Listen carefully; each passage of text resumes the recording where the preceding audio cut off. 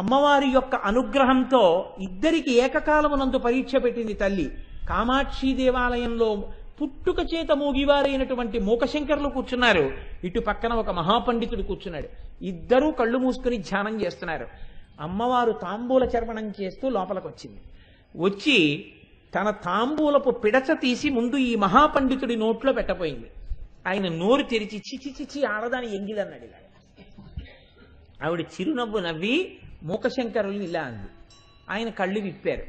ఓ నా తల్లి జగదంబ అనుకున్నారు. తాంబూలపు పిడచ చూపించింది, నోరు పట్టారు. నోట్లో తాంబూలపు పిడచ వేసింది. పుట్టుక చేత నోరు లేనివారు అంతే లేచి నిలబడి పాదాల వంక చూశారు. 100 శ్లోకాలు చెప్పారు, పాదారవింద శతకం. ఇలా అమ్మ చిరునవ్వు చూశారు, 100 శ్లోకాలు చెప్పారు, మందస్మృతి శతకం. అమ్మ కన్నుల వంక చూశారు, 100 శ్లోకాలు చెప్పారు, కటాక్ష శతకం. అమ్మవారి యొక్క వైభవాన్ని చూసి చెప్పారు, ఆర్యా శతకం 100 శ్లోకాలు. అమ్మవారి యొక్క స్తోత్రం 100 శ్లోకాలు చేశారు, స్తుతి శతకం. 500 శ్లోకాలు చెప్పేసిన తర్వాత ఆయనకి అలసట వచ్చింది, ఆగారు. అమ్మవారు సంతోషించింది, నీకేం కావాలండి, నా వాక్కు తీసేయండి. అదేమంది, చాలు, మాటలు లేని వాడికి మాటనిచ్చావు, 500 శ్లోకాలు చెప్పాను అమ్మా, ఇంకా వద్దమ్మా, ఇంకేం మాట్లాడతానో, నోరుంటే మాట తీసేయమ్మా అన్నారు. వారు మూకశంకరులై మన గోదావరి నదీ తీరంలోనే సిద్ధి పొందారు. వారు కాంచీ పీఠాధిపతులయ్యారు కొంతకాలం. కాబట్టి అమ్మవారి అనుగ్రహంతో మూకశంకరులు ఇచ్చినటువంటి శ్లోకాలు ఇప్పటికీ కూడా ఎవరైనా మనస్సు అశాంతితో ఉన్నా, లేకపోతే పీఠాధిపత్యం వైపుకు వెళ్ళవలసిన వాడైనా, గొప్ప జ్ఞానాన్ని కోరుకున్నవాడైనా, చంద్రశేఖర పరమాచార్య ఏం చెప్పేవారంటే తరచూ కామాక్షి గుళ్ళోకి పోయి మూక పంచశతి చదువుకో అనేవారు. ఆ మూక పంచశతి అంత శక్తివంతం. మూక పంచశతి శ్లోకం నోట్లోంచి పలికితే అమ్మవారి అనుగ్రహం ఉంటేనే పలుకుతారని గుర్తు. అంత శక్తివంతం. ఎందుకంటే అమ్మవారే శక్తిగా మారి ఆయనలోకి వెళ్ళి ఆయనలోంచి వాక్కుగా పైకొచ్చింది. కాబట్టి మూకశంకరులు ఆ స్థితిని పొందారు. పోతన గారు అసలు చెప్పవలసిందే ఉంది. అమ్మలగన్నయమ్మ ముగురమ్మల మూలపుటమ్మ చాలా పెద్దమ్మ సురారులమ్మ కడుపారడి బుచ్చినయమ్మ తన్ను లోనమ్మిన వెల్పుటమ్మల మనంబున ఉండెడియమ్మ దుర్గమాయమ్మ కృపాబ్ధినిచ్చుట మహత్వ కవిత్వ పటుత్వ సంపదలు. అమ్మవారిని స్తోత్రం చేశారు కాబట్టి ఆ ఘంటం అలా పరిగెత్తింది. 12 స్కంధాల భాగవతం సంస్కృతంలో చదివితే ఎంత ఫలితమో, రుక్మిణీ కళ్యాణం తెలుగులో చదివితే అంత ఫలితం. గజేంద్రమోక్షం సంస్కృత శ్లోకాలు చదివితే ఎంత ఫలితమో, తెలుగులో చదివితే అంత ఫలితం. ఇంకా ఆశ్చర్యం, పోతన గారి ఘంటం ఎక్కడాగిపోయిందో అక్కడ రామచంద్రమూర్తి వచ్చి పూర్తి చేశారు గజేంద్రమోక్షం. అంత స్థితి ఎక్కడి నుంచి వచ్చింది? అమ్మవారి అనుగ్రహం. అందుకే ఆయన అంటారు, శారదనీరదెందు ఘనసార పటీర మరాళ మల్లికాహార తుషార ఫేన రజతాచల కాశ పణీశ కుంద మందార సుధాపయోధిసిత తామర సామర వాహిని శుభాకారత నొప్పు నిన్ను మది కనగనెన్నడు కల్గు భారతి అన్నారు. బహుశః పోతన గారు పొందినటువంటి శారదా దర్శనం లాంటి దర్శనాన్ని ఈ లోకంలో ఎవ్వరూ పొందలేరు.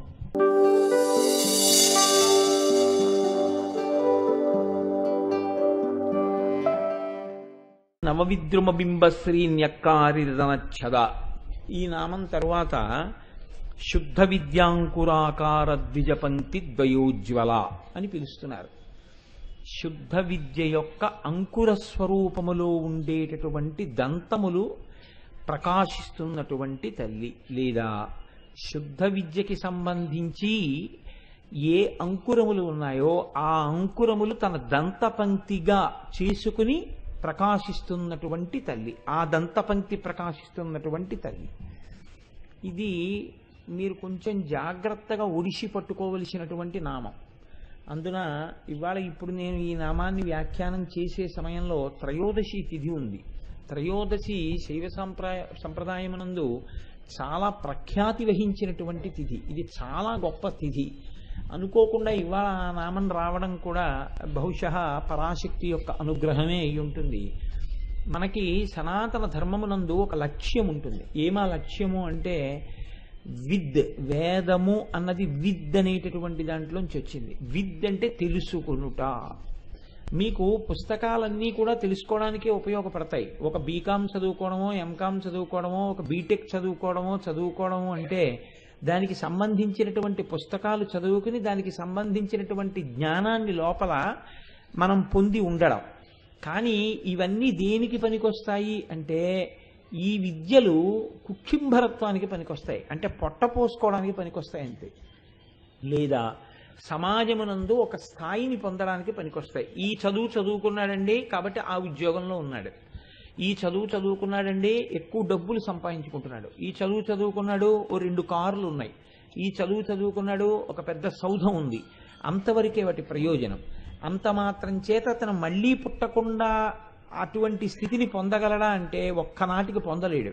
ఎందుచేత అంటే అతను సంపాదించినటువంటి ద్రవ్యం ఎంత నిజాయితీతో కూడినదైనా కావచ్చు, ద్రవ్యాన్ని మీరు మళ్ళీ ఖర్చు పెట్టడం కూడా అంత ధర్మబద్ధంగా ఉండాలి. కాబట్టి ఖర్చు పెట్టడంలో వైక్లభ్యం వచ్చిందనుకోండి, ఆ అర్థము పాపహేతువై కూర్చుంటుంది, అప్పుడు లేనిపోని ఇబ్బందులు మళ్ళీ వస్తాయి. పైగా అసలు అలా అర్థము చేత తరించడం అనేటటువంటిది కుదరనటువంటి విషయం, కేవలము జ్ఞానము చేత మాత్రమే తరించాలి. ఈ జ్ఞానము దేని చేత ఆవిర్భవిస్తుంది అంటే భక్తితో కూడినటువంటి కర్మాచరణము చేత ఈశ్వరుడు అనుగ్రహించి ఒకనాడు మనకి జ్ఞానాన్ని ఇస్తాడు. చూడండి, పాలు మనం తీసుకెళ్లి పొయ్యి మీద పెడతాం, ఎప్పుడు పాలు పొంగుతాయి అంటే ప్రతిరోజు పాలు కాచేవాళ్ళు కూడా ఇప్పుడు పాలు పొంగుతాయని ఏం చెప్పలేదు. ఆ పాలు పొంగడం అంటే పాలు అనబడినటువంటి ప్రతి బిందువు ఇంకా పొంగడానికి యోగ్యమైన ఉష్ణోగ్రతని చేరిపోతే పాలు తమంత తాము పొంగుతాయి. మనం ఒక పాత్రలో పోసి ఉడికిస్తున్నటువంటి బియ్యం అన్నీ ఎప్పుడు అన్నంగా మారాయి? అడుగుది మాడిపోకుండా పైది కిందది మధ్యలోది అన్నీ మెతుకులుగా ఎప్పుడు మారాయి మనకి తెలియదు. కానీ పైన ఉన్న గింజ మెత్తపడితే లోపల ఉన్న గింజ కూడా మెత్తపడుతుంది. అన్ని బియ్యపు గింజలు ఒక్కసారే అన్నంగా మారాయి. ఇది ఎలా జరిగిందో భక్తితో కూడినటువంటి కర్మాచరణము చెయ్యగా చెయ్యగా జ్ఞానము కూడా అలా ఆవిర్భవిస్తుంది. ఆ జ్ఞానావిర్భావము జరిగితే ఆ జ్ఞానము వల్ల మాత్రమే మోక్షము సాధింపబడుతుంది. ఈ మోక్షము సాధించడానికి యోగ్యమైనటువంటి విద్య ఏది ఉన్నదో ఆ విద్యకే శుద్ధ విద్య అని పేరు. మిగిలిన విద్యలన్నీ హూణ విద్యలు. అందుకే మీరు చూశారో లేదో, శారదాదేవి ఒక చిత్రం చేస్తూ ఉంటుంది. ఆ తల్లి ఆవిడ ఎడం చేతిలో పుస్తకాన్ని పట్టుకుంటుంది. ఎడం చేతిలో పుస్తకాన్ని పట్టుకోవడానికి కారణం ఏమిటంటే కుడి చేతిలో తావళం పట్టుకుంటుంది. అందుకే సనాతన ధర్మమునందు ఆధ్యాత్మ విద్యయందు జనాన్ని ఆకర్షించే ప్రయత్నం ఎప్పుడూ చేయకూడదు. మీరు ఆకర్షించి జనాన్ని తెచ్చుకునే ప్రయత్నం ఎన్నడూ చేయకూడదు. మనం ఏదో ఇది చేస్తే ఓ జనం బాగా వస్తారు కదా అని మీరు పని చేశారనుకోండి, దానివల్ల మీరు పాడైపోతారు, ఎదుటి వాళ్ళు పాడైపోతారు. ఎందుకో తెలుసా అండి? జనంతో కాదు ప్రయోజనం. సనాతన ధర్మం యొక్క ప్రయోజనం ఏమిటంటే మీరు ఉద్ధరింపబడడం. ముందు మీరు ఉద్ధరింపబడి మీరు ఒక స్థానమునందు పదిలంగా కూర్చుని మిగిలిన వాళ్ళని కూడా ఆ స్థానములోకి లాగే ప్రయత్నం చేస్తారు తప్ప ఎంతమంది జనాన్ని ఇటువైపుకి లాక్కునే ప్రయత్నం చేద్దామన్నది సనాతన ధర్మంలో ఉండదు. కాబట్టి అమ్మవారు కుడి చేతిలో తావళం పట్టుకుంటుంది. ఆ తావళం పట్టుకుంటే ఇది తిరుగుతుంది. అంటే గురుముఖత విన్న విషయాన్ని మీరు ఎంత మననం చేస్తారో, మననం చేసిన దాన్ని మీ యొక్క అనుష్ఠానంలోకి, మీ అభ్యాసంలోకి, ఆచరణలోకి మీరు ఎంత తెచ్చుకోగలుగుతారు, తెచ్చుకున్న దాని చేత మీరు ఎంత తరిస్తారు, ఇది ప్రమాణం. తప్ప కేవలంగా విన్నామంటే విన్నాం అర్థరహితమైనటువంటి విషయం. గురుముఖత విన్నటువంటి ఏ విషయమైనా విశ్వాసముతో కూడినదై ఉండాలి. ఇది మనని ఉద్ధరిస్తుంది అన్న నమ్మకం ఉండాలి. ఆ నమ్మకంతో ఆచరించినది ఏది ఉంటుందో దాని వలన మాత్రమే ప్రయోజనాన్ని పొందుతాడు. అందుకే చూడండి, మనకి ఒక మాట చెప్తారు, శుద్ధ విద్య యొక్క ఫలితమేమి అంటే, మామూలుగా శుద్ధ విద్య కాని చేత ఎలా కుక్షింభరత్వం కలుగుతుందో, శుద్ధ విద్య యందు ఒక స్థితిని పొందితే, అనగా తాను ఆ శుద్ధ విద్య చేత తరించిన వాడై తానే ఆ విద్యాస్వరూపాన్ని పొందేస్తే తానేమవుతాడు అంటే అభేదమును పొందుతాడు. దేనితో అభేదమును పొందుతాడు? తనకు విశ్వమునకు అభేదం. విశ్వముతో ఎందుకు అభేదమును పొందుతాడు అంటే విశ్వమే విష్ణువు, విశ్వమే అమ్మవారు. ఆ విశ్వమునందు అంతర్భాగమైన తాను కూడా విష్ణువే, తాను కూడా అమ్మవారే. ఉన్నది ఒక్క వస్తువే, రెండు వస్తువులు లేవన్న స్థితికి వెళ్ళిపోతాడు. ఇప్పుడు ఇదే ఈ స్థితి వారి యందు ఏమవుతుందంటే కారుణ్యముగా వ్యక్తమవుతూ ఉంటుంది, ఒక గుణముగా కాదు. మీరు చూడండి, ఇది కొన్ని కొన్ని చోట్ల ఏమవుతుందంటే భ్రష్టత్వాన్ని పడుతుంది. ఎలా పడుతుంది అంటే, నేను ఒక మంచి పని చేస్తున్నాను, ఎక్కడో ఇళ్ళు అంటుకున్నాయి అనుకోండి, ఆ ఇళ్ళు అంటుకున్న వాళ్ళకి పట్టుకెళ్ళి నువ్వు కంబళీలు పంచిపెట్టాలి అని మీరు అనుకున్నారనుకోండి. ఇప్పుడు మీరు అది ఎందుకు చేస్తున్నారు? మీరు దయతో చేస్తున్నారు. మీరు కంబళీలు పంచడం అనేటటువంటిది వీడియో తీయడము, ఫోటోలు తీయడము అవసరమా? మీ దయకు ఒక సాక్ష్యం ఉండాలా? అక్కర్లేదు. మీ దయ అవతల వారి యొక్క కష్టాన్ని మీరు ఊహించుకుని, ఈ కష్టం నాకు వచ్చి ఉంటే అన్న భావన కలగగానే, ఆ కష్టం నా కష్టమైతే అన్న బాధ కలగగానే, ఈ బాధ చేత ఆ వస్తువు నేను ఒక్కటే అని మీకున్న దాంతో అవతల వారిని ఆదుకునేటప్పుడు, సనాతన ధర్మానికి ఉన్న గొప్పతనం ఏమిటంటే, అవతలవాడు లేనివాడు నేనున్నవాణ్ణి అని ఉపకారం చేయరు. ఎలా చేస్తారంటే, అందులో ఉన్నది ఇందులో ఉన్నది ఒక్కటే పదార్థం, ఇప్పుడు నాకు ఈశ్వర సేవ చేసుకునే అదృష్టం లభించింది అని సమాజాన్ని ఈశ్వరుడిగా చూసి సేవిస్తారు తప్ప, నేను ఉపకారం చేస్తున్నాను, వాడు ఉపకారం పొందుతున్నాడు, మేము సేవ చేస్తున్నాం, వాళ్ళు సేవలు పొందుతున్నారు, అసలు ఈ భావన సనాతన ధర్మమునకు సంబంధించినది కాదు. ఈ సిద్ధాంతం ఎక్కడన్నా కనపడింది అనుకోండి, అది ఖచ్చితంగా దోషభూయిస్తాం అన్నమాట. అప్పుడు మీకు ఏమవుతుందో తెలుసా అండి, మీకు తెలియకుండానే ఒక అహంకారం మీలో పెరుగుతుంది. ఇప్పుడు నేను సేవ చేస్తున్నాను అన్న భావన మీకు కలగగానే ఏమవుతుందో తెలుసా అండి, నీ చేస్తున్నాను నీ చేస్తున్నాను నీ చేస్తున్నాను అన్న భావన కలగగానే ఏదో ఒక క్షణంలో మీరు ఉపేక్షింపబడ్డారు అన్న భావన కూడా మీకు కలిగింది అనుకోండి. ఇంత సేవ చేస్తున్న నేను ఉపేక్షింపబడ్డాను, ఇది పక్కకి చేరుతుంది. ఇది వెంటనే ఏమవుతుందంటే అహంకారమునకు కారణం అవుతుంది. నేను ఈశ్వర సేవ చేయుచున్నాను, నేను ఈశ్వరుని చేత ఉపేక్షింపబడినాను అంటే నా సేవ చాలలేదు, నేను ఇంకా పూజ చేయవలసి ఉంటుంది. ఇప్పుడు అహంకార పరిత్యాగానికి కారణం. ఇది చాలా గమ్మత్తుగా ఉంటుంది. మీరు గడ్డం ఎందుకు పెంచుతున్నారు అని అడిగారు అనుకోండి ఎవరో నన్ను, అంటే నేను పెంచట్లేదు అది పెరుగుతోంది అన్నాను అనుకోండి. ఇప్పుడు నేను చెప్పింది సత్యమా అసత్యమా? పరమసత్యం. నేనేం పెంచలేదు, అది పెరిగింది. ఇప్పుడు ప్రశ్న మారాలి. మీరు గడ్డం ఎందుకు తీయట్లేదు అని అడిగారు అనుకోండి, అప్పుడు నేను గడ్డం ఎందుకు పెంచుతున్నానో చెప్పవలసి ఉంటుంది. మీరు కొద్దిగా తేలిగ్గా పట్టుకుంటారని చెప్పాను సుమండి ఉదాహరణని. చూసారా, గడ్డం ఎందుకు పెంచుతున్నారు అని అడిగితే నేను ఏది చెప్పినా సత్యమే. ఎందుకని, నేను పెంచట్లేదంటే అది పెరుగుతోంది అన్నాను అనుకోండి, నేను సత్యమే మాట్లాడాను.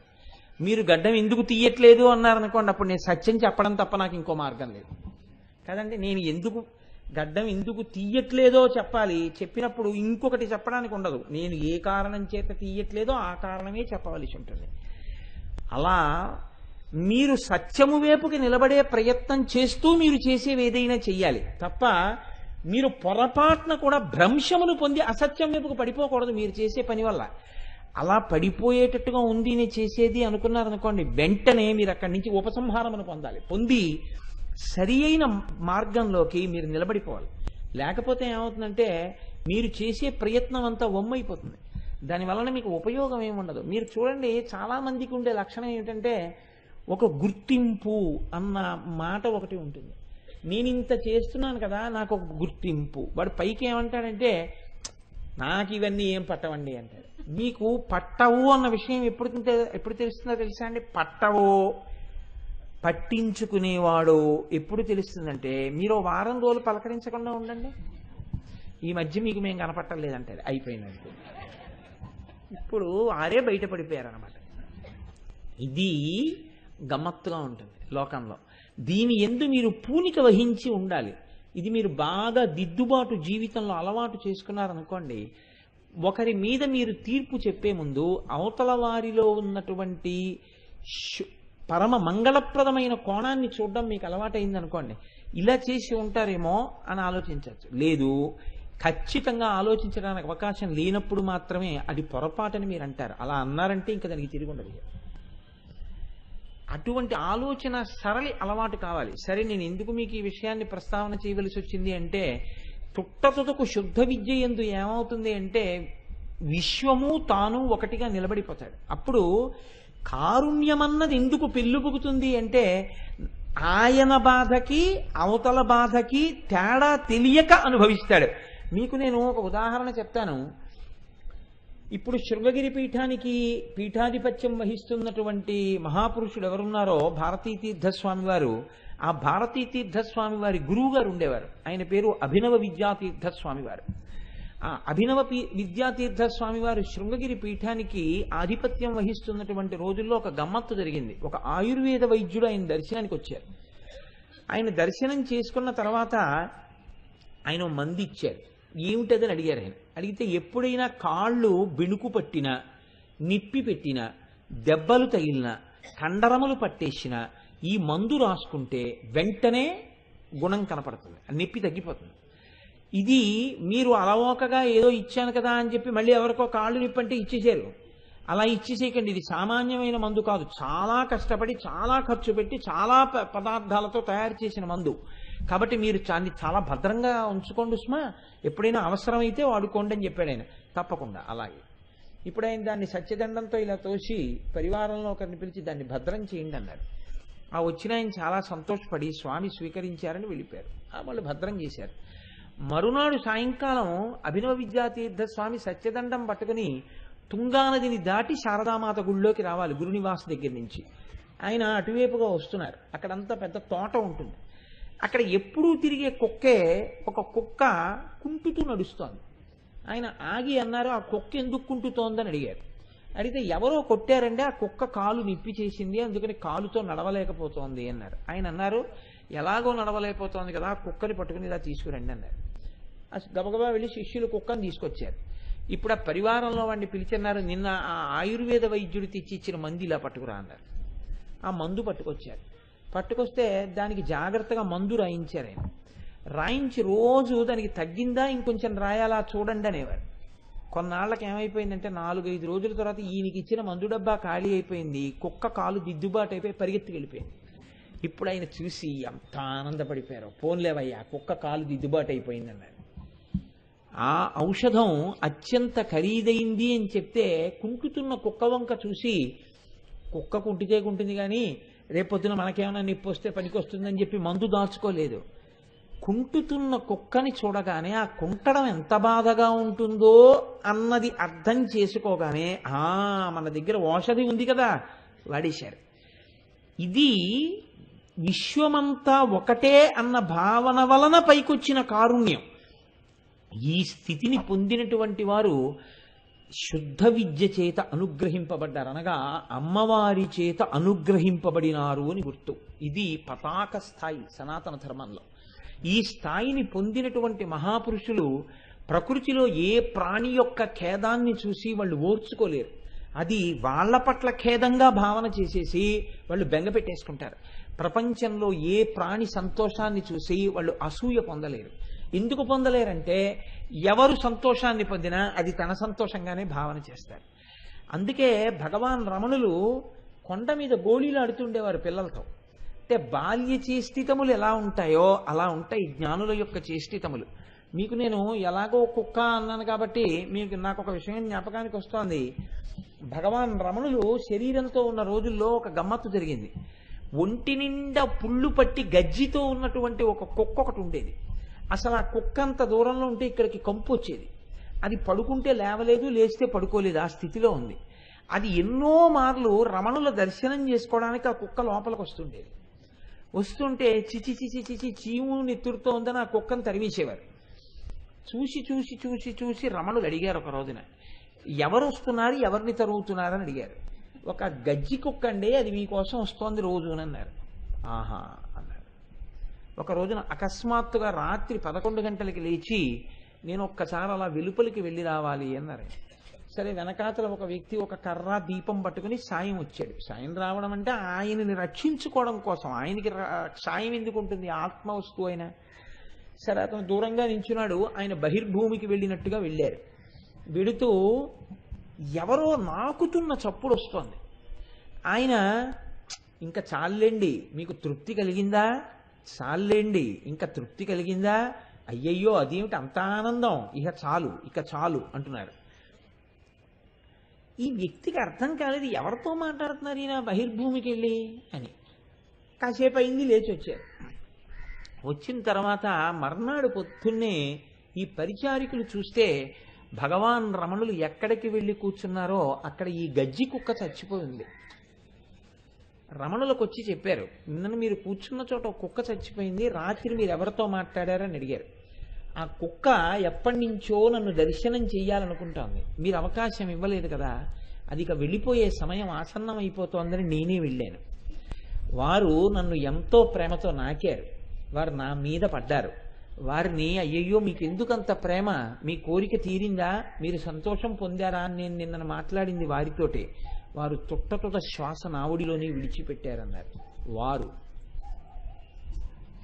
ఇప్పుడు చెప్పండి ఎలా ఉంటుందో. ఇదండి సనాతన ధర్మం అంటే. సనాతన ధర్మం is not a matter of joke. ఆ స్థాయికి వెళ్ళారు వాళ్ళు. ఇది శుద్ధ విద్య.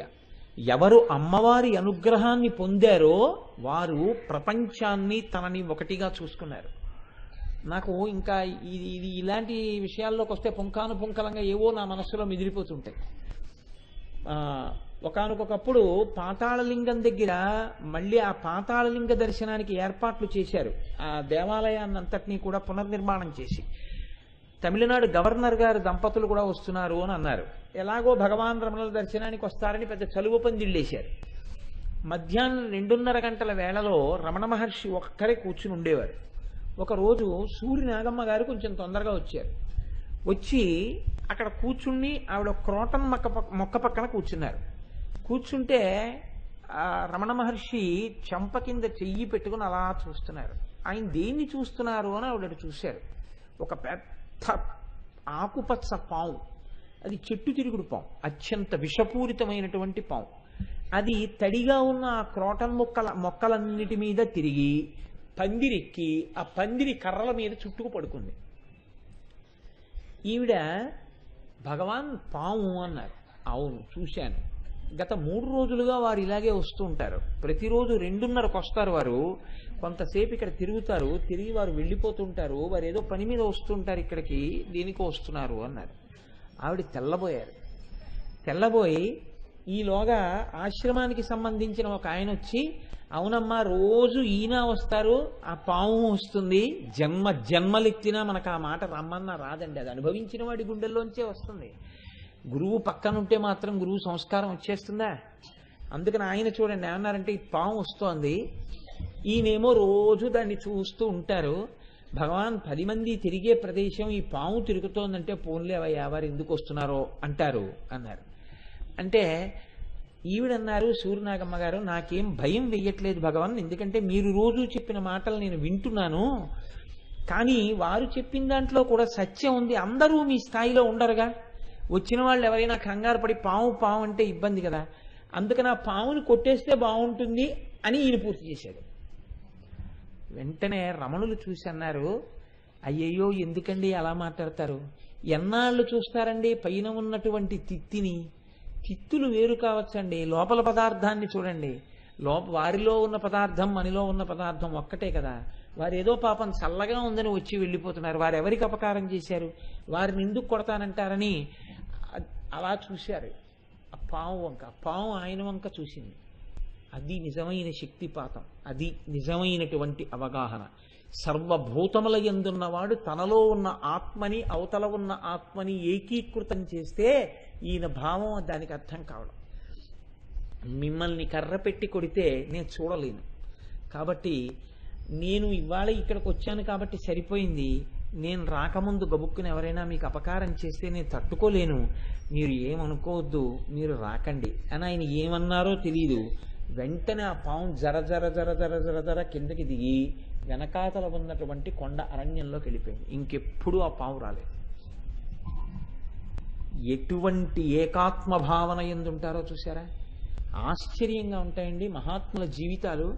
శృంగగిరికి పీఠాధిపత్యం వహించినటువంటి చంద్రశేఖర భారతీ స్వామి వారు అమ్మవారు పరీక్ష పెడుతుందేమో, అందుకే అన్నిటికన్నా తక్కువైనటువంటి కుక్క చేతనే వాళ్ళ యొక్క ఉన్నత స్థితి తెలిసిపోతుంటుంది. చంద్రశేఖర భారతీ స్వామి వారు పీఠాధిపత్యం వహించిన రోజుల్లో రోజు కుక్క వచ్చేది ఆయన దగ్గరికి. అది ఏది తినేది కాదు. మాంసం తెచ్చి అక్కడ పెట్టినా సరే అది ముట్టుకునేది కాదు. శ్రీచక్రార్చన అయిపోయి చంద్రమౌళీశ్వరుడికి నైవేద్యం అయిపోయిన తర్వాత ప్రసాదం పట్టుకొచ్చి ఆకులు అక్కడ పెడితే తిని పడుకునేది అంతే. ఏ పదార్థం ముట్టుకునేది కాదు. స్వామివారు ఎప్పుడైనా యాత్రకి బయలుదేరి విజయ యాత్రకు వెడుతుంటే అది కూడా బయలుదేరిపోయేది. బయలుదేరిపోయి అది ఎక్కడ నడిచేదంటే పరివారంతో నడిచేది కాదు. చంద్రశేఖర భారతీ స్వామివారు కూర్చున్న పల్లకి కింద అది నడుస్తుండేది. స్వామివారు ఎక్కడ విడిది చేస్తే అది అక్కడ విడిది చేసేది. స్వామివారు అనుగ్రహ భాషణం చేస్తే దూరంగా అలా కూర్చుని వినేది. అంతా అయిపోయిన తర్వాత ప్రసాదం పెడితే తినేది. ఒక రోజున అది వెళ్ళిపోతుంటే ఓ పిల్లవాడు దాన్ని రాయి పెట్టి కొట్టాడు. కొడితే ఆ కుక్క భౌ అని వాడి మీద దూకింది. దూకితే పీఠ పరివారం ఏం చేశారంటే కుక్క ఎవరినన్నా కరిస్తే బాగుండదని దాని కళ్ళకి గంతలు కట్టేసి ఒక వాహనం ఎక్కించి 25 మైళ్ళ దూరం తీసుకెళ్లి వదిలేశారు. వదిలేసి 25 మైళ్ళ దూరం నుంచి వాళ్ళు తిరిగి వచ్చేసారు వాహనంలో. వాళ్ళు వచ్చేటప్పటికి కుక్క వచ్చి పడుకునింది. మీరు నమ్మండి నమ్మపోండి, నేను అబద్ధం చెప్పట్లేదు. అటువంటి పీఠముల గురించి అబద్ధాలు చెప్పవలసిన అవసరం నాకు లేదు. ఆ కుక్క ఆ రోజు నుంచి ప్రసాదం పెడితే తినడం మానేసింది. అది రోజు చంద్రశేఖర భారతి స్వామి వారి దర్శనం చేసుకుని అది ఏ క్షమార్పణ చెప్పుకుందో నన్ను దూరం చెయ్యొద్దని ఆయన దర్శనం అయిన తర్వాత ప్రసాదం తినేది. చిట్ట చివరికి ఆ కుక్క అలాగే ఆయన దర్శనం చేసి ఈశ్వరుల్లో లీనమైపోయింది. ఒక్కొక్కసారి ఉపాధి మారుతుంది, కానీ ఏ మహానుభావుడు అలా తిరుగుతూ ఉంటాడో తెలియదు. ఇది ఏకాత్మ భావనతో అన్నిట ఉన్నటువంటి ఒక్క వస్తువునే చూస్తూ ఉంటారు. ఆ ఒక్క వస్తువుని చూడగలిగినటువంటి ప్రజ్ఞకి ఎదుగుతారే ఆయన జ్ఞాని. ఆ జ్ఞాని మీకు బాహ్యమైనటువంటి అలంకారం చేత దొరకడు. ఆయన లోపల అలా ఉంటాడు, అటువంటి జ్ఞానంతో ఉంటాడు. ఆయనకి ఎదుటివారి ఆనందం తన ఆనందం, ఆ స్థాయికి పెరిగి ఉంటారు.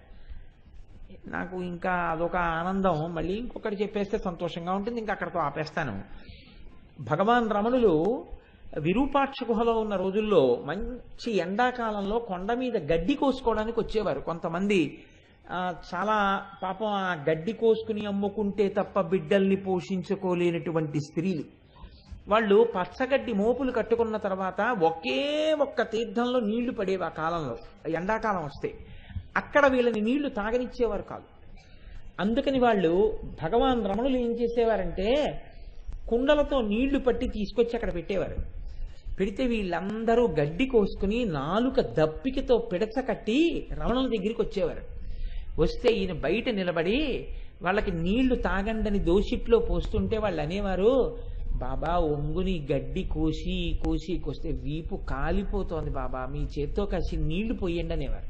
అని వాళ్ళు ఒంగుంటే ఈ నరుగు మీద నించుని పిడతతో నడుముల మీద నీళ్లు పోసి ఏడిచేవారు ఆయన. ఒకప్పుడు సూరి నాగమ్మ గారు అడిగారు, ఇది నిజమేనా అని. అడిగితే ఆయన అన్నారు, అవును, నిర్వాణాయ తరుచ్ఛాయ తప్తస్య విశేషత. అంత ఎండలో గడ్డి కోసుకుంటే తప్ప కడుపు గడవనటువంటి ఆ తల్లులు మధ్యాహ్నం వరకు నోరిండిపోతున్నా గడ్డి కోసి వచ్చి మా నడ్డి మీద నీళ్లు పోయండి బాబాయ్ అన్నప్పుడు ఒంగుంటే నేను వాళ్ళ మీద నీళ్లు పోస్తుంటే ఆ వీపు మీద చల్లని నీళ్లు పడినప్పుడు వాళ్ళు పొందిన ఆనందానికి నా కళ్ళు చెమర్చాయని. మహానుభావుడు ఇన్ని బియ్యం ఇంత గంజి వార్చి అందులో ఉప్పేసి అట్టెపెట్టి వచ్చినటువంటి ఈ పల్లెటూరి వాళ్ళందరికీ ఆ గంజి పోసేవారు. ఉడతలు అలాంటివి పప్పులవి తింటే తప్ప ఆయన ప్రసాదం తినేవారు కాదు. ఎంతటి స్థాయి అంటే భగవాన్ రమణులంటే రమణాశ్రమానికి మళ్ళీ కొత్త హాల్ అవి కట్టి ఉత్సవం జరిగింది. పీఠం మేనేజర్ గారు మైక్లో ఓ మాట చెప్పాడు, సన్యాసులందరికీ రెండో పంక్తిలో భోజనం పెడతాం కాబట్టి సన్యాసులందరూ గేటు దగ్గర ఉండండి, ప్రస్తుతం ఇక్కడికి వచ్చినటువంటి అతిథులు హైకోర్టు జడ్జెస్ వాళ్ళు పెద్దవాళ్ళు ఉన్నారు, వాళ్ళకి మొదటి పంక్తిలో భోజనం అన్నాడు. అని అందరికీ భోజనం వడ్డించి అయ్యో రమణులేరి అని వెతుకుతున్నారు. రమణులు గేటు బయట నించున్నారు. ఆయన బయటికి వచ్చి అయ్యో అదేమిటండి ఇక్కడి నించున్నారు, మీ గురించి అందరూ ఆగారన్నారు. నేను సన్యాసినేగా, నాకేముంది, గేటు బయట నిలబడమన్నారుగా, అందుకని ఇక్కడ నిలబడ్డానన్నారు. ఇప్పుడు వాళ్ళు ముందు వాళ్ళకి పెట్టారు. చాలా కాలం ఇప్పటికీ బహుశా నియమం ఉందనుకుంటాను, రమణాశ్రమంలో బయట నిలబడినటువంటి నిరుపేద వారికి అందరికీ కూడా ముందు నారాయణ సేవ చేసి, అందుకే చూడండి భోజనం పెట్టడానికి ఉన్న ఒకే ఒక మాట ఏమిటంటే నారాయణ సేవ, అంతే, అదొక్కటే, ఇంకొక మాట లేదు. నారాయణ సేవ. నారాయణ సేవ అంటే అందరిలో ఉన్న నారాయణుడికి అన్నం అందుతోంది, అంతే. నారాయణ సేవ అని వాళ్ళందరికీ పెట్టాక రమణులు కూడా అప్పుడు లోపలికి వెళ్ళి పదార్థం తీసుకునేవారు. మహాపురుషులైనటువంటి వారు అంత స్థితిలో ఉండేవారు. చంద్రశేఖర పరమాచార్య కాంచీ పీఠాధిపత్యం వహిస్తున్న రోజుల్లో వంటవాడు మినప్పప్పు ఎత్తుకుపోతూ దొరికిపోయాడు. దొరికిపోతే పరమాచార్య దగ్గరికి తీసుకొచ్చారు, ఈ వంటవాడు మినప్పప్పు ఎత్తుకుపోతున్నారని. ఏం శిక్ష వేయమంటారని అడిగారు. అడిగితే ఆయన అన్నారు, వాడికి ఒక 5 షేర్లు మినప్పప్పు 2 షేర్లు నెయ్యి ఇచ్చి పంపండి అన్నారు. అదేమిటని ఆశ్చర్యపోయారు కదూ. వాడు రోజు పాపం గారెలు వండి మనందరికీ పెడుతున్నాడు పీఠంలో. వాడికి తను తినాలని తన బిడ్డలకి పెట్టుకోవాలని కోరిక ఉండి ఉంటుంది, వాడికి డబ్బు లేకపోయి ఉంటుంది, అందుకు కదూ మినప్పప్పు ఎత్తుకెడుతున్నాడు. మనం సిగ్గుపడద్దు. వాడికి 5 షేర్ల మినప్పప్పు 2 షేర్ల నెయ్యి ఇవ్వండి, వాడు నీతి గారెలు తిని సంతోషపడి వచ్చి పీఠంలో వంట చేస్తాడన్నారు. ఇది సర్వాత్మ భావన. అందరి దృష్టి ఒకలా ఉంటుంది, జ్ఞాని దృష్టి ఒకలా ఉంటుంది. అది మీరు అలవాటు చేసుకుందామంటే వచ్చేది కాదు. నేను భగవాన్ రమణుల్ని ఇమిటేట్ చేస్తాను, నేను చంద్రశేఖర పరమాచార్య స్వామి వారిని అనుకరిస్తాను, రామకృష్ణ పరమహంసని అనుకరిస్తాను అంటే మీకు ఒక్కనాటికి రాదు. రామకృష్ణ పరమహంసని పల్లకీల్లో తీసుకెళ్తున్నారు శిష్యులు కలకత్తాలో. తీసుకెడుతుంటే ఆ దక్షిణేశ్వరం వీధుల్లో వెడుతున్నారు అసుర సంధ్య వేళలో. తెరలు కట్టున్నాయి, లోపల పాట పాడుకుంటున్నారు ఆయన. ఎందుకో తెర తీసి చూశారు, అసుర సంధ్య వేళ అవుతోంది. వేశ్యలు వీధుల్లో నిలబడి విటుల కోసం నిలబడ్డారు. నిలబడి వాళ్ళు విటుల్ని ఆకర్షించడానికి ప్రయత్నిస్తున్నారు. రామకృష్ణ పరమహంస పల్లకీలోంచి దూకి ఆ వేశ్యవాడ వైపు పరిగెత్తి ఆ కనపడ్డ వేశ్యలందరి పాదాలకి నమస్కారాలు మొదలెట్టారు. శిష్యులు బలవంతంగా పల్లకి ఎక్కించి తీసుకెళ్లిపోయి మఠంలో దింపి లోపల కూర్చోబెట్టి, ఏమన్నా మర్యాదగా ఉందా, మేము మీ పల్లకి మొయ్యడం, మీరేమో వేశ్యవాడకు పరిగెత్తి వాళ్ళ కాళ్ళ మీద పడ్డామన్నారు. అంటే ఆయన అన్నారు, వాళ్ళు వేశ్యలా? నాకు అలా తెరెత్తి చూడగానే నాకు జగదంబ కనపడి, అబ్బా ఎన్ని పాదాలో నా తల్లి పాదాలని నమస్కరించాను అన్నారు. యద్భావం తద్భవతి. ఎక్కడ ఎవడు ఎలా తరిస్తాడో, ఏ దృష్టికోణంతో చూస్తాడో మనకి తెలియదు. ఆ ఏకాత్మ భావన ఎక్కడ భేదమన్నది తెలియనటువంటి స్థితికి చేరుకుంటాడో, ఎక్కడ అటువంటి సమున్నతమైన స్థాయిలో నిలబడతాడో, ఆ స్థాయి చేరితే దాన్ని శుద్ధ విద్య అంటారు. అటువంటి శుద్ధ విద్యని చేరడానికి అంకురములు ఏవి ఉంటాయో ఆ అంకురములు ద్విజపంక్తి ద్వయోజ్వల, తన పళ్ళ వరసలుగా కలిగి ఉన్నది. పళ్ళు 2 వరసలుగా ఉంటాయి, కింద ఒక వరస ఉంటుంది, పైన ఒక వరస ఉంటుంది. అందులో మీరు చూడండి, షోడశీ విద్య అని ఒక విద్య, శ్రీ విద్యకి సంబంధించి అమ్మవారికి సంబంధించినటువంటి బీజాక్షరాలు. అవి 16. అవే పరా, పశ్యంతి, మధ్యమ, వైఖరి అని పైకి ఉచ్చరింపబడేటటువంటి స్వరూపంలో అవి ఒక గింజ పాతితే మొట్టమొదట మొక్క వచ్చేటప్పుడు ఇలా 2 దళముల కింద విచ్చుకుంటుంది. అలా ఈ షోడశీ విద్య పైకి ఉచ్చరింపబడేటప్పుడు విచ్చుకుని పైకి వైఖరిగా వినపడే సమయంలో ఉన్నటువంటి స్వరూపం 2గా మారితే 16 రెళ్ళు 32 అవే అమ్మవారి యొక్క దంతపంక్తిగా ఉంటాయి. 2 ద్విజపంక్తి ద్వయోజ్వల అండంలో ఉన్నటువంటి రహస్యం ఏమిటంటే, ద్విజులు అన్న మాటకి అనేకమైన అర్థాలు ఉన్నాయి. ద్విజులు అంటే బ్రాహ్మణులు, ద్విజులు అంటే 2 సార్లు పుట్టిన వాళ్ళు. 2 సార్లు పుట్టినవి లోకంలో కొన్ని ఉంటాయి, అవి నిజంగా 2 మాటలు పుడతాయి. పక్షి 2 మాటలు పుడుతుంది, ఎందుకంటే ఒకసారి గుడ్డు పుడుతుంది, గుడ్డు పొదిగాక పక్షి పుడుతుంది. అందులో 2 మాటలు పుట్టేది పక్షి, 2 మాటలు పుట్టేవాడు బ్రాహ్మణుడు. ఎందుచేతనంటే ఒకసారి తల్లి కడుపులోంచి పుడతాడు, 2వ మాట ఉపనయనం చేసి గాయత్రీ మంత్రోపదేశం చేసిన తరువాత అతనికి ద్విజ సంస్కారం ఏర్పడింది అంటారు. యజ్ఞోపవీతం మెళ్ళో వేసుకుని సంధ్యావందనం ఒక్కపూట కూడా చెయ్యనటువంటి వాళ్ళకి ఇది వర్తిస్తుందని నేను అనుకోవట్లేదు నా అల్పజ్ఞానంతో. సంధ్యావందనం చేసి గాయత్రిని నమ్మి ఆ గాయత్రీ మంత్రం చేసుకుని ఆ సంధ్యావందనం మీద నమ్మకం ఉండి యజ్ఞోపవీతాన్ని రక్షించుకుంటేనే. ఎందుకంటే లోకంలో ఒక మాట ఉంది, జాతీయ పతాకం చిరిగిపోయిందనుకోండి, దాన్ని ఎగరవేసిన వాడిని ఖైదులో పెడతారు. నీ యొక్క బ్రాహ్మణ్యానికి నీ యొక్క గాయత్రికి చిహ్నమైన యజ్ఞోపవీతం మలినమై జీర్ణమైంది నీ ఒంటి మీద ఉంటే ఉత్తర క్షణంలో నీవు గాయత్రి చేత అనుగ్రహాన్ని కోల్పోయిన వాడివై ఉన్నావు. జీర్ణయజ్ఞోపవీతంలా జిడ్డు ముఖం అంటారు. నేను జీర్ణయజ్ఞోపవీతంతో ఉండకూడదు. ఉత్తర క్షణంలో యజ్ఞోపవీతాన్ని మార్చుకోవాల్సి ఉంటుంది. ఒకవేళ రోజు కుదరకపోతే కొత్త యజ్ఞోపవీతం వేసేసుకోవాలి తప్ప, మంచి రోజున మళ్ళీ పాత యజ్ఞోపవీతం వదలాలి తప్ప యజ్ఞోపవీతం మాత్రం శిథిలం కాకూడదు. కనుక చూడండి, ద్విజులైనటువంటి వారు అంటే ఎవరు వేద విద్యను, వేదము చేత ప్రతిపాదింపబడినటువంటి సనాతన ధర్మము యొక్క రహస్యమును, భక్తి జ్ఞానములను లోకమునకు వ్యాప్తి చేస్తారో, ఎవరు తాము అధ్యయనము చేసి తెలుసుకుని లోకమంతటికి ఇది అందించాలనేటటువంటి తాపత్రయంతో ఉంటారో వారే అమ్మవారి యొక్క దంతములు. అందుకని వారు ద్విజులై ఉన్నారు, వారు అమ్మవారి యొక్క దంతములై ఉన్నారు.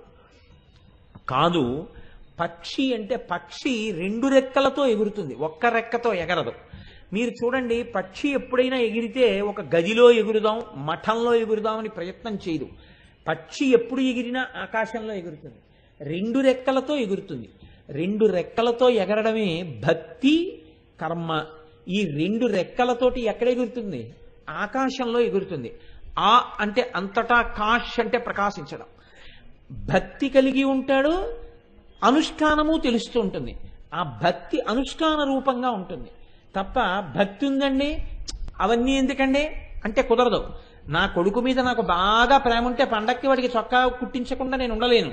అపారమైన భక్తి ఉన్నవాడు పరమేశ్వరుడి యొక్క పూజ చెయ్యకుండా ఉండలేడు. కాబట్టి పూజ చేస్తేనే భక్తి ఏమిటండి అంటే అది వితండవాదన, అది భక్తి కాదు. శంకరాచార్యులు వారు ఇలాంటి వాటిని తృణీకరించారు. దుస్తర్కాస్తు విరమ్యతాం, పిచ్చి పిచ్చి మాటలు మాట్లాడకని చెప్పారంతే. అంటే నీకు భక్తి ఉన్నది నిజమైతే కర్మాచరణముగా ప్రకటనము కావలసిందే. కాబట్టి భక్తి కర్మ 2 రెక్కలై వారు విహరిస్తూ ఉంటారు. ఎప్పుడు బ్రహ్మముతో అనుసంధానం అవుతూ ఉంటారు, ఈశ్వరుడితోటి. ఈ బ్రహ్మముతో అనుసంధానమవుతూ నిరంతరము ఆకాశమునందు ఎగిరేటటువంటి పక్షి ఎటువంటిదో అమ్మవారి అనుగ్రహాన్ని పొందినటువంటి వారి జీవితములు కూడా అలా ఉంటాయి. కాబట్టి వారు ద్విజపంక్తి ద్వయోజ్వల, వారు అమ్మవారి యొక్క దంతపంక్తి అయి ప్రకాశించుచున్నారు. అలాగే దీక్షితులైన వారు ఉంటారు. ఆ దీక్షా స్వీకారమును చేసి దీక్షితులైన వారు ఎవరున్నారో వారు సాక్షాత్ అమ్మవారి యొక్క దంతములై ప్రకాశిస్తూ ఉంటారు. ఎందుచేత అంటే దీక్ష చేత కూడా 2వ జన్మ ఉంటుంది. అమ్మ కడుపులోంచి పుట్టడం ఒక జన్మ అయితే, ఒక దీక్షని స్వీకరించడం 2వ జన్మ. ఒక్కొక్కసారి అది 3వ జన్మ కూడా అయిపోతుంది. ఎందుకంటే అమ్మ కడుపులోంచి వచ్చింది గాయత్రీ మంత్రం, 3 దీక్షా స్వీకారం, 3 జన్మలు అయిపోతాయి. కాబట్టి ఇప్పుడు 3 జన్మలు అయిపోయాయని లెక్క ఉండదు. అప్పుడు అది 2 కిందకి పరిణమిస్తుంది. పరిణమించి వాడు అమ్మవారి యొక్క దంతపంక్తిలో ఒకడుగా మారుతాడు. ఆ దంతములలో ఒకడై ఆ దంతములు లోకము యొక్క ఉపకారము చెయ్యడానికి ఎలా ప్రకాశిస్తాయో అలా ఈ దంతములు కూడా లోకమును ఉద్ధరించడం కోసమని ప్రకాశించేటటువంటి స్వరూపంతో ఆయన లోకమునందు తిరుగుతూ ఉంటాడు. కాబట్టి అటువంటి దీక్షితులు కూడా అమ్మవారి దంతపంక్తి యందు చేరి ఉన్నారు. ఇలా అనుష్ఠించి అనుష్ఠించి అనుష్ఠించి భక్తి మార్గంలో నడిచి చిట్ట చివరికి ద్వంద్వములను దాటిపోయిన వారెవరున్నారో వారందరూ చిట్ట చివరికి అమ్మవారి దంతములే అయ్యున్నారు. అందరూ సాహిత్యవేత్తలు కానక్కర్లేదు, అందరూ సంగీత శాస్త్రజ్ఞులు కావక్కర్లేదు, అందరూ ఉపన్యాసాలు చెప్పిన వాళ్ళు కానక్కర్లేదు. కానీ ఒక్కొక్కరు ఏం చేస్తున్నారు ఎవ్వరికీ తెలియదు. మీకు నేను ఒక ఉదాహరణ చెప్తాను. నేను మా గురువు గారి దగ్గరికి వెడితే మా గురువు గారు దాని గురించే ప్రస్తావన చేస్తున్నారు. గణపతి ముని లాంటి మహాపురుషుడు, అంత విద్వత్తున్నవాడు మీకు ఎక్కడా కనపడడు.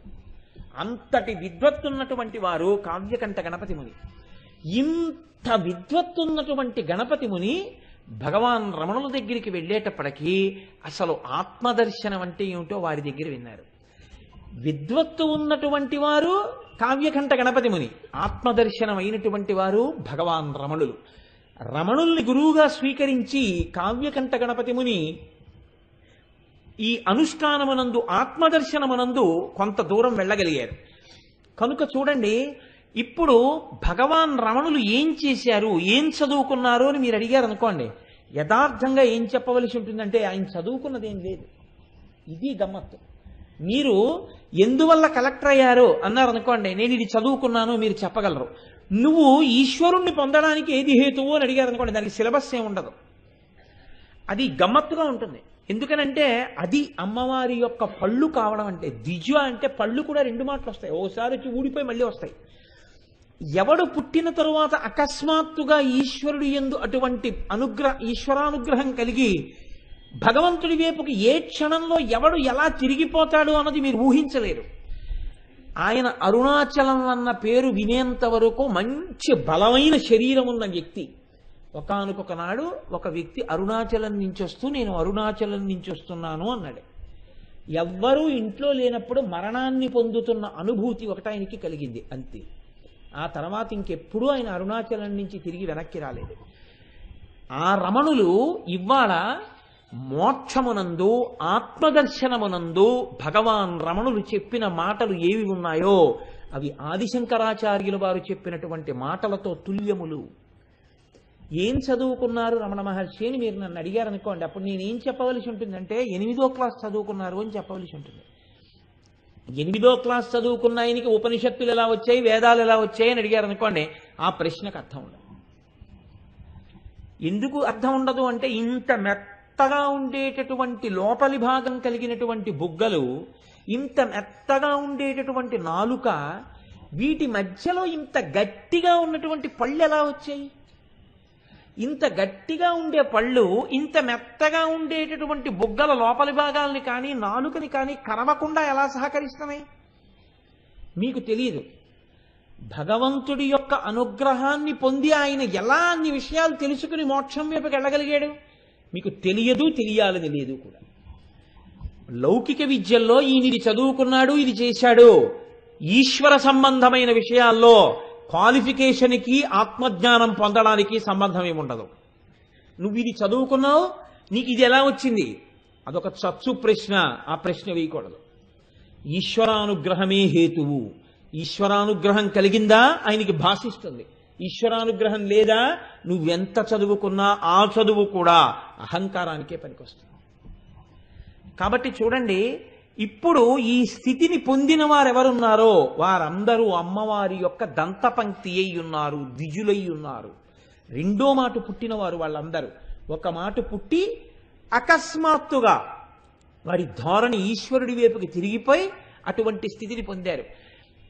స్వాతంత్రోద్యమ సంగ్రామంలో తిరిగి ఐసీఎస్కి ఆ రోజుల్లో సెలెక్ట్ అయ్యి కొద్దిగా చిన్న తేడాతో ఐసీఎస్ని వదిలేసుకున్నటువంటి మహానుభావుడు అరవిందో అంతటి యోగి పుంగవుడు అయ్యాడని ఎవరనుకున్నారు? ఇంత సంస్కృత భాషా ప్రావీణ్యం ఉన్నటువంటి ఆ కావ్యకంఠ గణపతి ముని చిట్ట చివరికి ఖర్గపూర్లో తన పక్కనే ఉన్న సేవకుడు తనకి ఏ ఉపచారం చేయకపోతున్నా సరే హాయిగా ఆత్మదర్శనాన్ని అభిలషించిన వారు ఈ శరీరాన్ని ఎలా విడిచిపెట్టగలిగారు? భగవాన్ రమణులు చిట్ట చివరి ఆక్సిజన్ సిలిండర్ పట్టుకొస్తుంటే వద్దు అని చెయ్యి ఊపి, అమ్మయ్యా చిన్ని గుడారములో ఉన్న పెద్ద ఏనుగు ఆత్మగా నిలబడే అవకాశం వచ్చింది, ఈ శరీరాన్ని వదిలేస్తున్నాన్ని సంతోషంగా ఎలా వదలగలిగారు? ఇవి ఏ కారణం చేత అటువైపు తిరిగాయో ఆ తిరిగినటువంటి క్షణం 2వ మాట జన్మ వచ్చినట్టు. అవి 2వ మాట పుట్టి స్థిరంగా నిలబడిన పళ్ళ లాంటివి. అవి అమ్మవారి పళ్ళు. లోకంలో పళ్ళు చాలా ఉండొచ్చు. ఎక్కడైనా మన ఇంట్లో ఏ శ్మశానంలోంచో ఏ కేకో ఎత్తుకొచ్చి ఓ 4 పళ్ళ వరుస ఉన్నటువంటి పళ్ళు తీసుకొచ్చి పడేసింది అనుకోండి, అయ్యో బాబోయ్ ఇంట్లో పళ్ళు పడ్డాయేమిటి అని చెప్పి వెంటనే మనం ఓ కర్రతోటో దేనితోటో బయటికి తోసేస్తాం. ఆ పళ్ళు ఈ పళ్ళు తినడానికి పనికొచ్చే పళ్ళు, పనికిమాలిన మాటలు మాట్లాడడానికి పనికొచ్చే పళ్ళు. ఆ పళ్ళు అటువంటి పళ్ళు కావు. అమ్మవారి యొక్క దంతములంటే ద్విజపంక్తి. లోకోద్ధరణ చేసేటటువంటి మహాపురుషులు ఏ జన్మ చిట్ట చివరి జన్మగా ఈ లోకంలో ప్రకాశించారో, ఏది అది చిట్ట చివరి జన్మయ్యి భగవత్తత్వాన్ని లోకమునకు అందచేశారో ఆ జన్మలో వారు కొన్ని కోట్ల మందిని భగవంతుడి వైపుకి తిప్పగలిగారో ఆ జన్మలే అమ్మవారి యొక్క దంతముల పంక్తిగా నిలబడి ఉన్నవారు. ఆ 32 పళ్ళే అంత గొప్పవి తప్ప అటువంటి స్థితిని పొందిన వారు వేల మీద లక్షల మీద ఉండరు, ఎక్కడో ఒక్కడు ఉంటాడు. కాబట్టి ద్విజపంక్తి ద్వయోజ్వల కాదు కాదు, అమ్మవారి యొక్క పళ్ళు 32ని మాతృకావర్ణములతో చెప్తారు. సంస్కృతంలో మాతృకావర్ణములు అని ఉన్నాయి, అవి 32. అ ఆ ఇ ఈ అ ఇ ఉ రు లు, క ఖ గ ధ ఇన్య చ ఛ జ ఝ ఇణి ట ఠ డ ఢ న త థ ద ధ న ప ఫ బ భ మ స హ, అక్కడ వరకు ఈ 32ని మాతృకావర్ణములని పిలుస్తారు. మిగిలిన ఏ అక్షరాలైనా ఈ మాతృకావర్ణాల్లోంచి పుడతాయి. ఏ ఉందనుకోండి 32లో ఉండదు, కానీ ఆ ప్లస్ ఈ ఏ, ఓ ఉందనుకోండి ఆ ప్లస్ ఉ ఓ, అలా వస్తాయి. అన్ని అక్షరాలు ఎందులోంచి వస్తాయంటే ఈ 32 అక్షరాల్లోంచి వస్తాయి. మొత్తం వాంగ్మయం ఎంత ఉందని మీరు అనుకుంటున్నారో ఆ వాంగ్మయం అంతా అమ్మవారిదంతాలి. ఇప్పుడు ఆ అక్షరాల్లోంచి వచ్చే పదాలన్నీ, ఆ పదాల్లోంచి వచ్చే వాక్యాలన్నీ. ఇప్పుడు ఈ పదములు, వాక్యములు, ఈ వాంగ్మయము, ఇదంతా ఏది ఉన్నదో అదంతా అమ్మవారి యొక్క దంతపంక్తియే. నీ పన్ను నువ్వు ఊడగొట్టుకుంటావా? ఊడగొట్టుకోవు. పళ్ళు శరీర పోషణకు ఎంతో అవసరం. పళ్ళు సరిగ్గా లేవనుకోండి, పదార్థాన్ని గట్టిగా నవిలి మింగలేడు. నవిలి మింగకపోతే ఏమవుతుందంటే శరీరం బలహీన పడిపోతుంది, జీర్ణం అవ్వదు సరిగ్గా, అందవలసినటువంటి పోషణ అందదు. అమ్మవారి యొక్క దంతపంక్తి ఏం చేస్తుందంటే ఈ లోకానికి కావలసినటువంటి ఆహారాన్ని అందిస్తుంది. ఏ ఆహారాన్ని అందిస్తుందో తెలుసా అండి? శరీర పోషణం చేసే ఆహారం కాదు. అవి ఆ పళ్ళు అంటే ఆ పుణ్యపురుషులు, ఆ మహాత్ములు, చిట్ట చివరి జన్మైన వారు ఆత్మల్ని పోషించడానికి కావలసినటువంటి వాటిని అందచేస్తారు. వారు గురువులై లోకమునందు నిలబడిపోతారు. అందుకే చూడండి, గురువు అన్న మాటకి యథార్థమైన అర్థం ఏమిటో తెలుసా అండి? అది గురువు వైపు నుంచి ఒకలా ప్రకాశిస్తుంది, శిష్యుడి వైపు నుంచి ఒకలా ప్రకాశిస్తుంది. శిష్యుడికి గురువు అనగా ఏమి? శిష్యుడికి గురువు అనగా గురి. రమణ మహర్షి మాటల్లో మా గురువు గారు చెప్పారు, అది అలా అవుతుందంతే. ఎక్కడ శిష్యుడి నమ్మకం ఉందో అక్కడ శిష్యుడికి గురుత్వం ఉంది. ఆయన అలా చెప్తారంతేనండి అన్నది ఎప్పటికీ శిష్యుడు కాడు. ఆయన అలా చెప్పారంటే మనం అనుష్ఠించడానికే.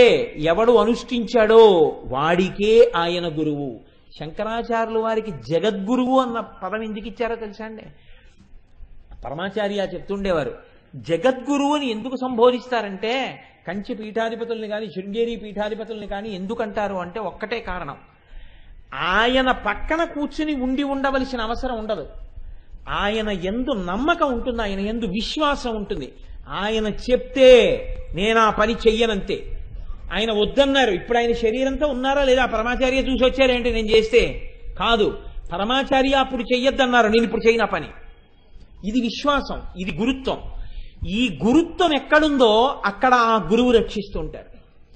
శంకరాచార్య స్వామి వారిని నమ్మినవాడు అమెరికాలో ఉండొచ్చు, కానీ వాడు ఉద్ధరింపబడిపోతుంటాడు. ఆయన్ని నమ్ముకుని ఉద్ధరింపబడతాడు.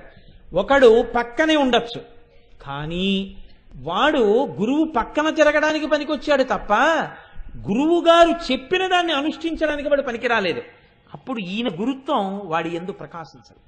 ఎందుకు ప్రకాశించదు అంటే ఒక్కటే కారణం, ఆయన అనుష్ఠించడు. ఆయనకి నిజమైన విశ్వాసం లేదు. ఎందుకు తిరుగుతాడు? ఏవో కారణాలు ఉంటాయి, వాటికి తిరుగుతుంటారు, రకరకాల కారణాలు. అందుకుని శిష్యుడంతే తప్ప నిజంగా ఎవరు గురువు చెప్పినది పాటిస్తారో వాడే శిష్యుడు. రెండోది చూడండి, గురువు వైపు నుంచి శిష్యుడికి గురువు ఎలాగా అంటే, గురువు వెళ్ళి సేవ చెయ్యడం అన్నది ఉండదు. అందుకే సనాతన ధర్మంలో మీరు నన్ను క్షమించగలిగితే మీకు ఒక మాట చెప్తా. సనాతన ధర్మంలో శంకరాచార్యుల వారు ఎప్పుడూ హాస్పిటళ్లు కట్టించలేదు. మీరు బాగా ఆలోచించండి. శంకరాచార్యుల వారు తలుచుకుంటే ఆ రోజుల్లో వైద్యులు లేరా అండి? హాస్పిటల్స్ కట్టించలేరా? శంకరాచార్యుల వారు తలుచుకుంటే ఓ ట్రస్ట్ పెట్టి పేద పిల్లలకి చదువు చెప్పిస్తాను ఇలాంటివి చేయలేరా? శంకరాచార్యుల వారు చెయ్యలేదు. ఎందుకు చేయలేదో తెలుసా అండి? గురువు పని ఆత్మోద్ధరణం ఒక్కటే, ఆత్మని ఉద్ధరించడమే. నిన్ను ఆత్మగా నిలబెట్టడమే, అంతే. నిన్ను ఆత్మగా నిలబెట్టడానికి గురువు ఏం చేస్తాడు? ఒక్కటే సాధనం గురువుకి, తన వాక్కు. గురువు ఏ ప్రతిఫలాపేక్ష లేకుండా తాను అనుభవించినది, తాను తెలుసుకున్నది తాను 10 మందికి చెప్తాడు. పుచ్చుకోవడం శిష్యుడి యొక్క పాత్రతని బట్టి ఉంటుంది. ఒకడు నమ్మి అనుష్ఠించాడు, ఉన్నత స్థితికి పెడతాడు. అనుష్ఠించలేదు, వాడికి దాని వలన ఉపయోగం ఏముండదు. ఒక్కొక్కడు ఉంటాడు సభలో, ఆయన పేరు 10 మార్లు ఇంటింటికి వెళ్ళి చెప్తాడు. చెప్పి ఆయన పేరు చెప్తున్నాడు కదా అని వీడిని నమ్మిన తర్వాత వీడు దేనికి పనికొస్తాడంటే పెద్దవాళ్ళని మోసం చేసి వాళ్ళ డబ్బులు యాత్రల్లో కూడా ఎత్తుకెడతాడు. అటువంటి నీచులు ఉంటారు. వాడికి ఈ గురువు ఎందుకు పనికొస్తాడు? ఎందుకు పనికిరాడు. ఇటువంటి వాడు శిష్యుడని పేరు చెప్పుకొని, గురువుల పేర్లు చెప్పుకొని ఆషాఢభూతులై తిరుగుతుంటారు లోకంలో. వాళ్ళకి గురువు వలన ఉపయోగం ఏముండదు. ఎవడిని వాడు సంస్కరించుకుంటేనే శిష్యరికం. గురువుకి గురువుగా ఎలా నిలబడిపోతాడు అంటే, గురువు తాను మాట్లాడేటప్పుడు సూర్యుడు ఎలా ఉంటాడో అలా ఉండాలంతే. సూర్యుడు చూడండి, కిరణములను వెదజల్లుతాడు. వెదజల్లేటప్పుడు అది బండరాతి మీద పడుతుంది, ముళ్ళ మీద పడుతుంది, బురదలో పడుతుంది. బురదలో ఉన్న తామర పువ్వు సూర్యకిరణానికి విచ్చుకుంది. బురదలో ఉన్న తామర పువ్వు విచ్చుకుంది, ఇది నా గొప్పని సూర్యుడు పొంగిపోలేదు. ముళ్ళ మీద కిరణాలు పడ్డాయని సూర్యుడిని నొచ్చుకోలేదు. ఇందులో ఎంతమంది వింటున్నారని గురువు బాధపడక్కర్లేదు. తన యొక్క ప్రమేయం లేకుండా తాను చెప్పుకుని వెళ్ళిపోవడమే. బండ మీద ఉన్న విత్తనాలు మొలకెత్తవు, మట్టిలో ఉన్న విత్తనాలు మొలకెత్తుతాయి. దేని ప్రాప్తతని, దేని యోగ్యతని బట్టి అది చిగురిస్తుంది. చిగురింప చేయడానికి తాను మేఘంలా వర్షించి వెళ్ళిపోవడమే గురువుకున్నటువంటి ఒకే ఒక్క కర్తవ్యం. అది తప్ప గురువుకి వేరొక కర్తవ్యం ఉంటుందా? లేదు. అందుకే శంకరాచార్యుల వారు ఎప్పుడు ఇంకో పని చేయలేదు, బోధ ఒక్కటే చేశారు శంకరాచార్యుల వారు. కనుక చూడండి, ఇది గురువు సూర్యుడిలా నిలబడతాడు, శిష్యుడు గురితో నిలబడతాడు. ఇది గురు శిష్య సంబంధం. ఈ గురు శిష్య సంబంధానికి అంతటికి ఆలవాలం ఎక్కడుంది? తన అనుభవాన్ని, తాను తెలుసుకున్న దాన్ని వాక్యముల రూపంలోనే చెప్పాలి గురువు కూడా. ఇంకొక ఆధారం లేదు. శిష్యుడికి అర్థం అవ్వాలంటే గురువు కూడా మాటలే మాట్లాడతాడు. శిష్యుడు కూడా ఉద్ధరణ పొందాలంటే మాటలను విని మాత్రమే ఉద్ధరణ పొందుతాడు. ఇప్పుడు ఈ మాటలు ఎక్కడి నుంచి వచ్చాయి? అక్షరములతోటే వచ్చాయి. ఈ అక్షరములన్నీ ఎక్కడి నుంచి వచ్చాయి? అమ్మవారి దంతపంక్తిగానే వచ్చాయి. ఆ 32 మాతృకావర్ణాలే వాంగ్మయంగా మారింది. ఇప్పుడు లోకంలో ఒక మనిషి ఉద్ధరణ పొందితే, ఇంకొక మనిషి ఉద్ధరించగలిగితే దేని వలన ఉద్ధరించగలుగుతున్నాడు? అమ్మవారి యొక్క దంతపంక్తి చేతనే ఉద్ధరింపగలుగుతున్నాడు. ఎవడైనా బలం పొందాడు అంటే ఒక్కటే కారణం, పళ్ళు గట్టిగా ఉన్నాయి. పళ్ళు గట్టిగా లేవనుకోండి, ఈ విటమిన్లున్న పదార్థాలు మీరు తీసుకోండి, ఆయన తీసుకోలేడు. కారణం ఏంటి? ఆయనకి పళ్ళు లేవు, ఆయన తినలేడు. ఆయన తినలేడు కాబట్టి ఆయనకి పోషకాహారం అందదు. తినగలిగిన వాడు దంతపుష్టి ఉన్నది. అందుకే లోకంలో ఓ మాట ఉంది, మీరు చూడండి, అదేంటి పాపం దంతశీలి లేదండి ఆయనకి అంటారు.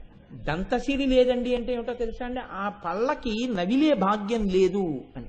పళ్ళకి నవిలే భాగ్యం లేదు అంటే పదార్థమున్నా తినగలిగినటువంటి సత్తువ లేదు, కడుపుకు అందించలేడు, శరీరానికి అందించలేడు. దంతములు ఏం చేస్తాయి? శరీరమునకంతటికీ పుష్టినిచ్చే పదార్థాన్ని నవిలి లోపలికి పంపినట్టు అమ్మవారి దంతములుగా ఉన్న మహాపురుషులు కూడా ఈ లోకమునకు జ్ఞాన పరిపుష్టినిస్తారు తప్ప పై మెరుగులు, పై సొబగులు, కాసేపు మిమ్మల్ని సంతోష పెట్టడాలు అలాంటి ఉండవు. అటువంటి ఆకర్షణలకి తావుండదు ఆత్మవిద్యలో. అటువంటి ఆకర్షణలకి తావుండదు శిష్యుణ్ణి ఉద్ధరించడంలో. గురువుకి శిష్యుడికి సంబంధం ఎంతవరకు అంటే కేవలం ఉద్ధరించే మాటలు చెప్పడం వరకు మాత్రమే తప్ప ఏ ఇతర విషయములు ప్రస్తావన గురువు చేయకూడదు, శిష్యుడు వాటి కోసం వెంపర్లాడకూడదు. కాలం పిల్లలు లేకపోతే వాళ్ళని ఉపాసన చేశారు. చేస్తే అభిరామి అమృతఘటేశ్వరుల యొక్క అనుగ్రహంగా వాళ్ళ కడుపున ఒక పిల్లవాడు పుట్టాడు. పుడితే ఆ పిల్లవాడికి అభిరామ భట్టు అని పేరు పెట్టారు. ఈ పిల్లవాడు పుట్టుక నుంచి మౌనంగా ఉండి ఎప్పుడూ అమ్మవారి గుళ్ళో కూర్చుని తనలో తాను రమించిపోతూ ఉండేవాడు. లోపల అమ్మవారి దర్శనమే, పైన అమ్మవారి దర్శనమే. ఎప్పుడు గుడి ముఖమంటపంలో కూర్చుని ఉండేవాడు. ఒక రోజున ఆయన అలాగే కూర్చుని ధ్యానంలో ఉన్నాడు. సంతోషంలో అంతరంగమంతా మగ్నమై ఉన్నాడు. ఈ స్థితిలో శరభోజీ మహారాజు గారు తంజావూరుని పరిపాలించేవాడు అట్టుగా వచ్చి గుడిలోకి ఎడుతున్నాడు. అందరూ లేచి నిలబడ్డారు, మహారాజు వచ్చాడని. ఈయన ధ్యానంలో ఉన్నాడు, లేవలేదు. శరభోజీ మహారాజు ఆయన వంక చూశాడు. ఆయన తేజస్సుని చూసి బహుశः ఇతను మహాపురుషుడు అని గుర్తించాడు. ఎవరితనని అడిగాడు పక్క వాళ్ళని. ధ్యానం చేసుకుంటున్నాడు అని చెప్తే నేను వచ్చింది కూడా తెలియదా అని శిక్ష వేస్తాడేమోనని మీరు పట్టించుకోవలసిన వాడు కాదు అని చెప్పడం కోసం అని, అబ్బే ఏదో ఉన్మాది మహాప్రభో అలా మధుపానం చేసి పడుంటూ ఉంటాడు అన్నారు. ఆయనకి నమ్మకం కలగలేదు. లోపలికి వెళ్ళి పార్వతీ పరమేశ్వరులను అర్చించి బయటికి వచ్చాడు. అలాగే ఉన్నాడు ఆయన. ఆయన తట్టి బహిర్ముఖుణ్ణి చేశాడు. ఆయన ఒక్కసారి బహిర్ముఖుడయ్యాడు. ఆ బహిర్ముఖుడు అవడంలో అప్పటి వరకు ఆయన మనసులో ఏం చూస్తున్నాడంటే అమ్మవారి ముఖమండలాన్ని దర్శనం చేస్తున్నాడు. పౌర్ణమి నాటి చంద్రబింబం ఎలా ఉంటుందో అలా కనపడుతోంది అమ్మవారి లోపల. అదే ఆనందంతో కళ్ళు తెరిచేసరికి ఎదురుగుండా ఇంకా పౌర్ణమి చంద్రుడు అమ్మవారి ముఖంలా కనపడుతోంది. రాజు అన్నాడు, వీడు నిజంగా ఉన్మాదియా కాదా చూడాలని ఇవాళ ఏం తిథి అని అడిగాడు. నిండు పున్నమి అన్నాడు ఆయన. అది అమావాస్య. రాజు అన్నాడు, బాగా తెలిసి చెప్తున్నావా అన్నాడు. తెలిసి చెప్తున్నాను, పౌర్ణమి అన్నాడు. ఆయన అమ్మవారి ముఖాన్ని చూస్తున్నాడు లోపల. రాజు అన్నాడు, అయితే చీకటి పడిన తర్వాత వస్తాను. ఆకాశంలో పౌర్ణమి చంద్రుడిని చూపించకపోతే నీ కుట్టుక కత్తిరించనా? కత్తిరించవచ్చు అన్నాడు. ఏమిటి ధైర్యం? లోపల అమ్మవారు ఉంది. వెళ్ళిపోయాడు రాజు. మిగిలిన వాళ్ళందరూ వచ్చన్నారు, ఎంత తప్పు చేశావురా, పోనీ ఏదో ఆలోచనలో ఉన్నాను, నాకు తిథి తెలియదంటే వదిలిపోయేది, ఎందుకంత మాట అన్నావు, ఎలా చూపిస్తావు? ఇవాళ అమావాస్య, పౌర్ణమి చంద్రుడు ఎలా కనపడతాడు? ఆయన అన్నాడు, నీకు భయమేమో, నాకు భయం లేదు. నేను నమ్ముకున్న తల్లి నాకుంది, ఆ తల్లి చూపిస్తుంది అమావాస్యని పౌర్ణమిగా అన్నాడు. ఆయన అభిరామి అందాది అని ఆ చిట్ట చివరి మాట శ్లోకంలో ఏది ఉంటుందో దాంతో మొదలుపెట్టి మళ్ళీ కవిత్వం చేస్తారు. అలా అసుర సంధ్య వేళ అయిన దగ్గర నుంచి ఆలయ ముఖమంటపంలో కూర్చుని శ్లోకాలు చెప్తున్నాడు. 79వ శ్లోకాన్ని పూర్ణ చేస్తున్నాడు. శరభోజీ మహారాజు రథం దిగి లోపలికి వచ్చాడు. ఆకాశంలో అమావాస్య నాటి చంద్రరేఖ మాత్రమే ఉంది. శరభోజీ అరుగు మీదకి వచ్చి అభిరామ భట్టుని చూసి ఇలా చూడని ఇలా వేలు చూపించాడు. చూపించేసరికి అంతే అమ్మవారు ఈ తనని నమ్ముకున్న భక్తుణ్ణి రక్షించడం కోసం తన చెవి కుండలాన్ని తీసి ఆకాశంలోకి విసిరింది. అంతే పౌర్ణమి చంద్రుడై ప్రకాశించింది. శరభోజీ ఆయన కాళ్ల మీద పడి క్షమార్పణ వేడాడు. శివ శివ పశ్యంతి సమం. ఆయన మహారాజా ఇదంతా అమ్మవారి అనుగ్రహం అన్నాడు. మళ్ళీ అదే ధ్యానంలో ఉండిపోయాడు. మహాపురుషులైనటువంటి వారు సన్మానమును కోరుకోరు. వారికి ఏదైనా ఇబ్బంది వచ్చినా ఈశ్వరుణ్ణి నమ్ముకుని జీవించేస్తుంటారు. అటువంటి స్థితిని పొందగలిగినటువంటి వారెవరున్నారో వారందరూ కూడా అమ్మవారి యొక్క ఆ దంతపంక్తిగా ప్రకాశించిన వారు. అందుకే నేను తరచూ ఒక మాట చెప్తుంటాను, మిగిలిన దేశాలకి గొప్పతనం ఎక్కడి నుంచి వచ్చింది అంటే అక్కడ ఒక ప్రాజెక్ట్ ఉంది కాబట్టి, ఒక వాటర్ ఫాల్ ఉంది కాబట్టి, లేకపోతే ఏదో ఒక పెద్ద సౌధం ఉంది కాబట్టి, లేకపోతే ఏదో ఒక విగ్రహం ఉంది కాబట్టి అక్కడ పేరు వచ్చి ఉండొచ్చు. భారతదేశానికి పేరు ఎందుకు వచ్చింది? మహాపురుషులు ఈ గడ్డ మీద పుట్టి తిరిగారు కాబట్టి వచ్చింది. ఈ గడ్డకి గొప్పతనం ఎక్కడి నుంచి వచ్చిందంటే శంకరాచార్యులు వారు పుట్టబట్టి.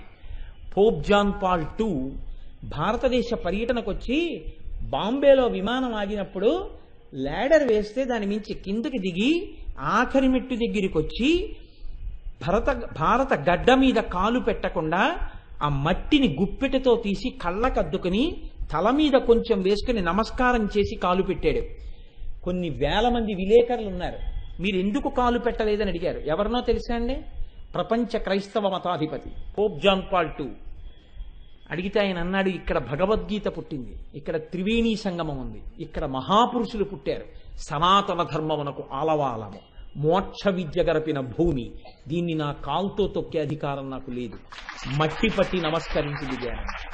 అది ఈ జాతి వైభవం. అటువంటి గడ్డ మీద పుట్టిన వాళ్ళం, సనాతనమైనటువంటి ధర్మమునందు పుట్టిన వాళ్ళం. విలువ తెలుసుకున్నవాడు తండ్రికి కొడుకుగా ఉంటాడు, తెలుసుకోలేనివాడు ఒకనాటికి తెలుసుకుంటాడు. తెలుసుకున్న వాళ్ళని సంతోషంగా మాట్లాడు, తెలుసుకోని వాళ్ళ గురించి నీకెందుకు బాధ?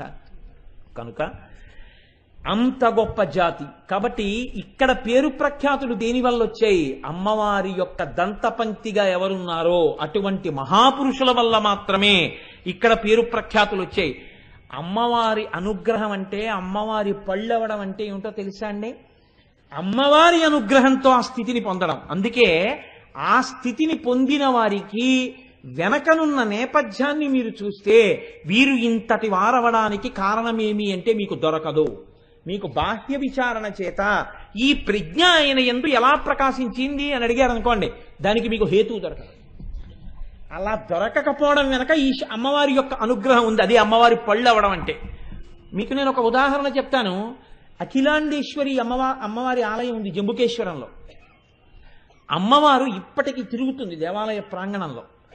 ఒకానొకప్పుడు వరదన్ అనబడేటటువంటి ఒక వ్యక్తి వైష్ణవ సంప్రదాయంలో ఉండేవాడు. ఆయన కానీ వంటలు చాలా బాగా చేసేవాడు. ఆయన అఖిలాండేశ్వరి అమ్మవారి ఆలయంలో వంటలు చేయడం కోసమని వినియోగింపబడ్డాడు. ఆ గుళ్ళోనే ఒక పరిచారిక ఉండేది, ఆవిడ పేరు మోహనాంగి. ఈ వరదన్ ఆ మోహనాంగిని వివాహం చేసుకోవాలనుకున్నాడు. ఆవిడంది, నేను పరమశైవ సంప్రదాయములకు చెందినదాన్ని, నేను ఒక శైవుడికి భార్య కావాలి అని కోరుకున్నాను, అందుకు నువ్వు శైవమతం స్వీకరిస్తే నేను నిన్ను వివాహం చేసుకుంటానని. ఆయన ఈ మోహనాంగి కోసమని శైవమత స్వీకారం చేశాడు. భక్తితో చేయలేదు. శైవమత స్వీకారం చేసి అంత భక్తితో ఆ శ్లోకాలు చదువుకుంటూ అమ్మవారికి నైవేద్యం తయారు చేసేవాడు. ఒకానొక రోజున అందరూ వెళ్ళిపోయారు గుళ్ళో. ఇతను వంట పాత్రలన్నీ కడుక్కుంటూ వంటశాలలో ఉన్నాడు. అమ్మవారు గజ్జలు గల్లు గల్లు గల్లు అంటూ లోపలికి వచ్చింది. కూర్చుని అంట్లు తోముకుంటున్న వరదన్ తెల్లబోయి అమ్మవారి వంక చూసి, తల్లి కాలి అందియలు మోగుతుండగా వస్తుంటే మాటలండి అని ఉండిపోయాడు. ఆవిడ ఇలా 2 వేళ్లతో ఆ నాలుక పైటికి పట్టుకుని బీజాక్షరాలు రాసేసింది. అతని పేరు మారిపోయింది, కాలమేఘన్. నల్ల మేఘం ఎలా వర్షిస్తుందో అలా కవిత్వం చెప్పాడు అతను. ద్రవిడ సంప్రదాయంలో ఆయన యొక్క పాశురాలు, ఆయన రచించినటువంటి పద్యాలు, వాటిని చెప్పకుండా ఎవరు ఉపన్యాసాలు చెప్పరు. అంత గొప్ప కావ్యరచన చేశాడు. దాన్ని తిరువనాయిక్కవుళ అంటారు. అటువంటి కావ్యరచన చేసి అతని పేరు కాలమేఘంగా మారిపోయింది. దేనివల్ల అమ్మవారు అనుగ్రహం పొందాడు అని నన్ను అడిగారు అనుకోండి, ఇప్పుడు నేనేమని చెప్పాలి? పరమభక్తితో వంట చేసి పెట్టిన వాడికి అమ్మవారి అనుగ్రహం లభించింది. అమ్మవారు చూసేదేది అంటే, నేను మీకు ముందే మనవి చేసి ఉన్నాను, భక్తితో కూడిన కర్మాచరణము. అది ఉన్నది అని మీరు నమ్మగలిగితే అంతే, అమ్మవారు అనుగ్రహించేస్తుంది. అది పసిపిల్లవాడి మంకు పట్టు లాంటిదే కావచ్చు, అయినా సరే అమ్మవారు అనుగ్రహిస్తుంది. జ్ఞాన సంబంధన అయిన మీకు ఎన్నో మాటలు చెప్పాను. అమ్మా అని నమ్మి ఏడ్చాడు, వచ్చి పాలు పట్టింది, అంటే గొప్ప నాయనారుగా మారిపోయాడు. అలాగే దుర్వాసో మహర్షి ఆర్యా దిశతి చేశారు. అమ్మవారిని నమ్మినందుకు అమ్మవారు ఎదురుగుండా నిలబడితే 200 శ్లోకాలు చేశారు. మూకశంకరులు అమ్మవారి యొక్క అనుగ్రహంతో ఇద్దరికి ఏకకాలమునందు పరీక్ష పెట్టింది తల్లి. కామాక్షి దేవాలయంలో పుట్టుక చేత మూగివారైనటువంటి మూకశంకరులు కూర్చున్నారు. ఇటు పక్కన ఒక మహాపండితుడు కూర్చున్నాడు. ఇద్దరూ కళ్ళు మూసుకుని ధ్యానం చేస్తున్నారు. అమ్మవారు తాంబూల చర్వణం చేస్తూ లోపలికి వచ్చింది. వచ్చి తన తాంబూలపు పిడచ తీసి ముందు ఈ మహాపండితుడి నోట్లో పెట్టబోయింది. ఆయన నోరు తెరిచి చిచి చిచి ఆడదాని ఎంగిలన్నాడు. ఇలా ఆవిడ చిరునవ్వు నవ్వి మూకశంకరులు ఇలా అంది. ఆయన కళ్ళు విప్పారు. ఓ నా తల్లి జగదంబ అనుకున్నారు. తాంబూలపు పిడచ చూపించింది, నోరు పట్టారు. నోట్లో తాంబూలపు పిడచ వేసింది. పుట్టుక చేత నోరు లేనివారు అంతే లేచి నిలబడి పాదాల వంక చూశారు. 100 శ్లోకాలు చెప్పారు, పాదారవింద శతకం. ఇలా అమ్మ చిరునవ్వు చూశారు, 100 శ్లోకాలు చెప్పారు, మందస్మృతి శతకం. అమ్మ కన్నుల వంక చూశారు, 100 శ్లోకాలు చెప్పారు, కటాక్ష శతకం. అమ్మవారి యొక్క వైభవాన్ని చూసి చెప్పారు, ఆర్యా శతకం 100 శ్లోకాలు. అమ్మవారి యొక్క స్తోత్రం 100 శ్లోకాలు చేశారు, స్తుతి శతకం. 500 శ్లోకాలు చెప్పేసిన తర్వాత ఆయనకి అలసట వచ్చింది, ఆగారు. అమ్మవారు సంతోషించింది, నీకేం కావాలండి? నా వాక్కు తీసేయండి. అదేమంది? చాలు, మాటలు లేని వాడికి మాటనిచ్చావు, 500 శ్లోకాలు చెప్పాను అమ్మా, ఇంకా వద్దమ్మా, ఇంకేం మాట్లాడతానో, నోరుంటే మాట తీసేయమ్మా అన్నారు. వారు మూకశంకరులై మన గోదావరి నదీ తీరంలోనే సిద్ధి పొందారు. వారు కాంచీ పీఠాధిపతులయ్యారు కొంతకాలం. కాబట్టి అమ్మవారి అనుగ్రహంతో మూకశంకరులు ఇచ్చినటువంటి శ్లోకాలు ఇప్పటికీ కూడా ఎవరైనా మనస్సు అశాంతితో ఉన్నా, లేకపోతే పీఠాధిపత్యం వైపుకు వెళ్ళవలసిన వాడైనా, గొప్ప జ్ఞానాన్ని కోరుకున్నవాడైనా, చంద్రశేఖర పరమాచార్య ఏం చెప్పేవారంటే తరచూ కామాక్షి గుళ్ళోకి పోయి మూక పంచశరి చదువుకో అనేవారు. ఆ మూక పంచశతి అంత శక్తివంతం. మూక పంచశతి శ్లోకం నోట్లోంచి పలికితే అమ్మవారి అనుగ్రహం ఉంటేనే పలుకుతారని గుర్తు. అంత శక్తివంతం. ఎందుకంటే అమ్మవారే శక్తిగా మారి ఆయనలోకి వెళ్ళి ఆయనలోంచి వాక్కుగా పైకొచ్చింది. కాబట్టి మూకశంకరులు ఆ స్థితిని పొందారు. పోతన గారు అసలు చెప్పవలసిందే ఉంది. అమ్మలగన్నయమ్మ ముగురమ్మల మూలపుటమ్మ చాలా పెద్దమ్మ సురారులమ్మ కడుపారడి బుచ్చినయమ్మ తన్ను లోనమ్మిన వెల్పుటమ్మల మనంబున ఉండెడియమ్మ దుర్గమాయమ్మ కృపాబ్ధినిచ్చుట మహత్వ కవిత్వ పటుత్వ సంపదలు. అమ్మవారిని స్తోత్రం చేశారు కాబట్టి ఆ ఘంటం అలా పరిగెత్తింది. 12 స్కంధాల భాగవతం సంస్కృతంలో చదివితే ఎంత ఫలితమో, రుక్మిణీ కళ్యాణం తెలుగులో చదివితే అంత ఫలితం. గజేంద్ర మోక్షం సంస్కృత శ్లోకాలు చదివితే ఎంత ఫలితమో తెలుగులో చదివితే అంత ఫలితం. ఇంకా ఆశ్చర్యం, పోతన గారి ఘంటం ఎక్కడాగిపోయిందో అక్కడ రామచంద్రమూర్తి వచ్చి పూర్తి చేశారు గజేంద్ర మోక్షం. అంత స్థితి ఎక్కడి నుంచి వచ్చింది? అమ్మవారి అనుగ్రహం. అందుకే ఆయన అంటారు, శారదనీరదెందు ఘనసార పటీర మరాళ మల్లికాహార తుషార ఫేన రజతాచలకాశ పణీష కుంద మందార సుధాపయోధిసిత తామర సామర వాహిని శుభాకారత నొప్పు నిన్నుమది కానగనెన్నడు కల్గు భారతి అన్నారు. బహుశః పోతన గారు పొందినటువంటి శారదా దర్శనం లాంటి దర్శనాన్ని ఈ లోకంలో ఎవ్వరూ పొందలేదు. ఎందుకని? ఎందరికో అమ్మవారు అనుగ్రహించింది.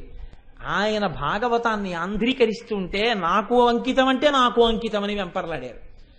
ఒకానొక నాడు ఏమీ మాట్లాడలేదంతే. ఆయన అంకితం ఇస్తావా అంటే విసిగిపోయి ఇంకా వాదించలేక ఏమీ అనకుండా వెళ్ళి పడుకున్నారు.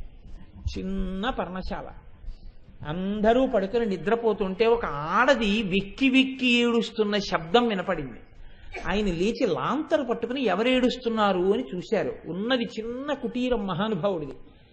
తెల్లటి చీర కట్టుకుని సాక్షాత్తు శారదాదేవి ఏడుస్తూ నిలబడింది. కాటుక కంటి నీరు చనుకట్టు పయింపడ ఏలయేచ్చదో కైటబరాజు మర్దనుని గాదిలి కోడవా ఓ మదంబ ఓ హాటకు గర్భురాణి నిన్నాకటికుని పోయి అల కర్ణాట కిరాత కీచకులకు అమ్మను త్రిశుద్ధిగా నమ్ము భారతి. అమ్మా నిన్ను పట్టుకెళ్లి కర్ణాట కిరాత కీచకులకు అమ్మనమ్మ, రామచంద్రమూర్తికి అంకితం ఇస్తానమ్మా అని చెప్పారు. కళ్ళు తుడుచుకుని శారదాదేవి అంతర్ధానమైంది. పోతన గారిని అమ్మవారు అలా అనుగ్రహించింది. అందుకే తెలుగు భాషకి తెలుగు జాతికి సబగులద్దిన మహాపురుషుడుగా పోతన గారు నిలబడిపోయారు. అమ్మవారి యొక్క దంతపంక్తిలో ఒకరుగా ప్రకాశించాడు మహానుభావుడు. ఇవి అమ్మవారి పళ్ళంటే. వాళ్ళ పేర్లు ఎత్తితే చాలు అమ్మవారు పొంగిపోతుంది. సభలో ఎవరు ఉన్నారో వాళ్ళందరికీ అమ్మవారి అనుగ్రహం కలుగుతుంది ఆ పేర్లు విన్నంత మాత్రం చేత.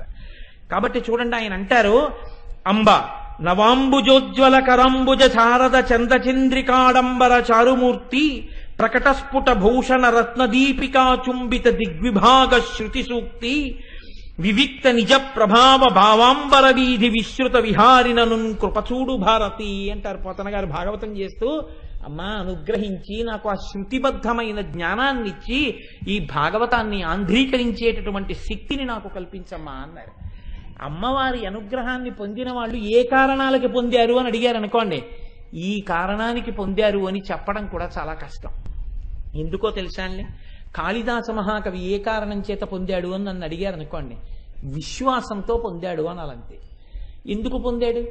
గొర్రెలు కాసుకునేటటువంటి వాడు ఒక మహారాజు యొక్క కుమార్తెకి పతి అయ్యాడు. అయిన తరువాత మొట్టమొదటి రోజు రాత్రి ఆయన యొక్క నిజస్వరూపం తెలిసిపోయింది. అక్షరం ముక్క రానివాడని చీకటి పడిపోయి ఉంది. ఆ రాజకుమార్తె అంది, ఇంతటి నిరక్షర కుచ్చివి, మా తండ్రి బాధపడతాడు నువ్వు అల్లుడు అని తెలిస్తే, నా మీద పగపట్టిన గురువు నిన్ను నాకు భర్తని చేశాడు, బెంగ పెట్టుకోకు. ఈ ఉజ్జయిని నగరంలో రాత్రంతా నగర సంచారం చేసి తెల్లవారే వేళ కాళికాదేవి గుళ్ళోకి వస్తుంది. నువ్వు వెళ్ళి గుళ్ళో కూర్చుని తలుపులేసి కూర్చో. ఆయనకున్నది మొండితనం. ఆ మొండితనాన్నే ఆస్తిగా ఆధారంగా చేసుకుని ఈశ్వరానుగ్రహం పొందగలిగినటువంటి శక్తిని ప్రచోదనం చేసింది ఆవిడ. కాబట్టి నీవు వెళ్ళి కాళికాదేవి ఆలయంలో తలుపులు వేసి కూర్చో. తెల్లవారుతుండగా అమ్మవారు వచ్చేస్తుంది, లోపలికి వెళ్ళిపోవాలి. ఇప్పటికీ వారణాసిలో వారాహి ఎలా తిరుగుతుందో అలా తిరుగుతుంది కాళికాదేవి.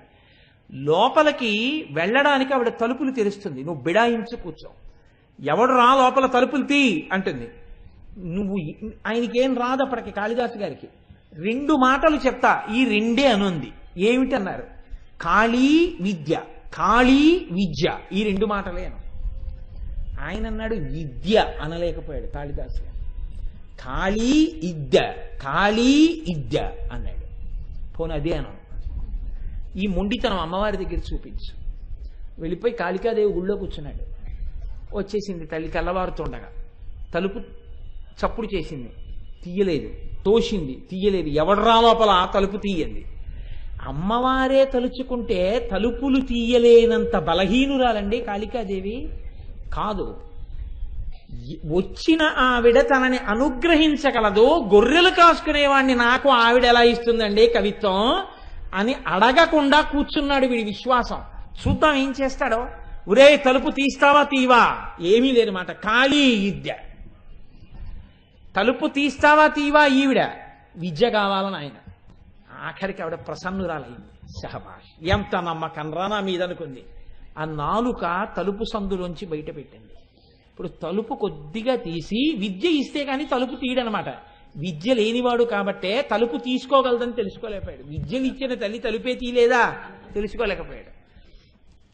తలుపు నేను వేసేయగలను ఆవిడ రాకుండా. ఈ మొండితనం విశ్వాసంగా మారిపోయింది అమ్మవారి మీద. ఇప్పుడు నాలుకొక్కటే బయటెట్టాడు. ఎడంచేత్తో దాన్ని ఇలా లాగి రాసేసింది బీజాక్షరాలు. తలుపు తీశాడు.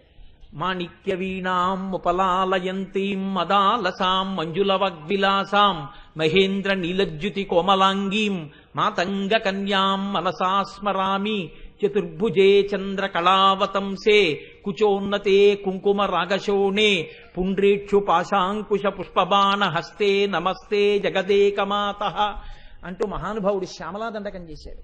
మీకు అందరికీ తెలుసా శ్యామలా దండకం అత్యద్భుతమైనటువంటి దండకం. ఆవిడ ఎక్కడ ఉంటుందో దగ్గర నుంచి చెప్పేశాడండి శ్యామలా దండకంలో. జై జననీ సుధా సముద్రంత హృజన్మ నిద్వీప సంరూఢ బిల్వాటవీ మధ్య కల్పద్రుమాకల్ప కాదంబ కాంతార వాసప్రియే కృత్తి వాసప్రియే సర్వలోకప్రియే సాదరారబ్ధ సంగీత సంభావనా సంభ్రమాలోక నీపస్రగాబద్ధ చూలీచనాధత్రికే సానుమత్పుత్రికే శేఖరీభూత సీతాంశురేఖామయూఖావళీ నగ్ధ స్నిగ్ధ నీలాలక శ్రేణి శృంగారితే లోక సంభావితే కామలీలాధనుస్సన్ని భబ్రుల్లతా పుష్ప సందోహ సందేహ కృణాసికాముక్తికే చారు గోరోచనా పంక కేళీ లలామాభిరామే సురామే రమే ప్రోల్ల సద్వాలికాముక్తిక శ్రేణికా కుండల నీలికా కుండలో మండితోద్భాసి గండస్థలం యస్త కస్తూరికా పత్రరేఖా సముద్భూత సౌరభ్య సాంద్రీభవన్మంద్ర తాంత్రీశ్వరే భాస్వరే వల్లకీ వాదన ప్రక్రియాలోల తాళీ దశాబద్ధ తాటంక భూషా విశేషాన్వితే సిద్ధ సన్మాన్వితే అని పెద్ద దండకం జరిపి సర్వమంత్రాత్మికే సర్వయంత్రాత్మికే సర్వచక్రాత్మికే పాహిమాం పాహిమాం పాహిమాం దేవి తుభ్యం నమో దేవి తుభ్యం నమో దేవి తుభ్యం నమః అని పాదాల మీద పడిపోయాడు. అంతే సర్వ విద్యలు కరతలామలకమైపోయాయి మహానుభావుడికి. ఇప్పుడు అమ్మవారి అనుగ్రహం అంటే ఏమిటో చూపించాడు. ఆయన దంతపంక్తిలో ఒకడైపోయాడంతే అమ్మవారి అనుగ్రహంతో. ఇప్పుడు చెప్పండి, కాళిదాసు గారు అమ్మవారి అంతటి మహాజ్ఞాని కావడానికి ఏమి అర్హత కలిగిన వాడు అని మీరు నన్ను అడిగారు అనుకోండి, నేనేం చెప్పవలసి ఉంటుంది మీకు? విశ్వాసమే. భక్తితో కూడిన కర్మాచరణము ఆ స్థాయికి వెళ్ళిపోయిందంతే. ఆ రోజులలో ఆశ్చర్యం అండి, ఆయన పేరే కాళిదాసు అయిపోయిందంతే. ఇంకో పేరు లేదు ఆయనకి, ఆయన పేరే కాళిదాసు. మహానుభావుడు ఉజ్జయిని రాజ్యంలోకి వెళ్ళి ధారానగరానికి వెళ్ళారు, భోజరాజు గారు పరిపాలిస్తున్న చోటికి. భోజరాజు గారి ఆస్థానంలో ఏకసంతాగ్రాహి ద్విసంతాగ్రాహి త్రిసంతాగ్రాహి అని ముగ్గురు ఉండేవారు. ఒక్క మాట పద్యం చెప్తే ఏకసంతాగ్రాహి గ్రహించి చదివేస్తాడు. చెప్పిన ఆయన ఏకసంతాగ్రాహి చదివితే రెండు మాటలు విని ద్విసంతాగ్రాహి చదువుతాడు. ద్విసంతాగ్రాహి ఏకసంతాగ్రాహి చదివిన వాడిది విని త్రిసంతాగ్రాహి చదువుతాడు. వీళ్ళు ముగ్గురు చదివంటారు, వాడి సొంత కవిత్వం కాదు మహాప్రభో, ఎక్కడో ఉన్నదే వీడు చదివాడంటారు. రాజు శిక్ష వేసి పంపిస్తుండేవాడు. ఏ కవిని భోజరాజు దగ్గరికి రానిచ్చేవారు కాదు. కాళిదాసు గారు అమ్మవారి అనుగ్రహంతో కనిపెట్టారు, వీళ్ళు భోజరాజు దగ్గరికి కవుల్ని చేరనివ్వట్లేదు అని. ఏమీ తెలియని వారిలా వెళ్ళారు వీళ్ళ దగ్గరికి. వెళ్ళి, అయ్యా నేను పేద బ్రాహ్మణుండండి, ఏమి ఐశ్వర్యం లేదు, భోజరాజు గారి దర్శనం చేయిస్తే ఓ శ్లోకం చెప్తాను, దానివల్ల నాకేమన్నా 4 రూకలు ఇస్తాడనుకుంటున్నాను, తప్పకుండా చేయిస్తాం, కానీ నీకేమొచ్చో శ్లోకం చెప్పు అన్నారు. ఆయన అన్నాడు, అస్థివద్భకవచ్చైవ చల్లవత్ తెల్ల కుక్కవత్ రాజతే భోజతే కీర్తి పునఃసన్యాసిదంతవత్ అన్నాడు. భోజరాజు గారి కీర్తి ఎలా ప్రకాశిస్తోందో తెలుసా? అస్థి అంటే ఎముక. ఎముక ఎంత తెల్లగా ఉంటుందో భోజరాజు గారి కీర్తి అంత తెల్లగా ఉంది. బకవచ్చైవ అంటే కొంగ ఎంత తెల్లగా ఉంటుందో భోజరాజు గారి కీర్తి అంత తెల్లగా ఉంది. సల్ల అంటే మజ్జిగ ఎంత తెల్లగా ఉంటుందో అంత తెల్లగా ఉంది. తెల్ల కుక్కవత్, తెల్ల కుక్క ఎలా ఉంటుందో అంత తెల్లగా ఉంది. రాజతే భోజతే కీర్తి పునః సన్యాసి దంతవత్, సన్యాసి దంతాలు ఎంత తెల్లగా ఉంటాయో అంత తెల్లగా ఆయన కీర్తి ఉంది. దానికి వివరణ మాత్రం నన్ను అడక్కండి, లేనిపోని గొడవ. కాబట్టి పునః సన్యాసి దంతవత్, సన్యాసి దంతాలంత తెల్లగా ఆయన కీర్తి ప్రకాశిస్తోంది అన్నారు. ఇప్పుడు ఈ శ్లోకం విని వీళ్ళు అనుకున్నారు, ఇంత చేతకాని కవులున్నారు లోకంలో అనుకుంటాడు రాజు, వీడిని తీసుకెడదాం అనుకున్నాడు.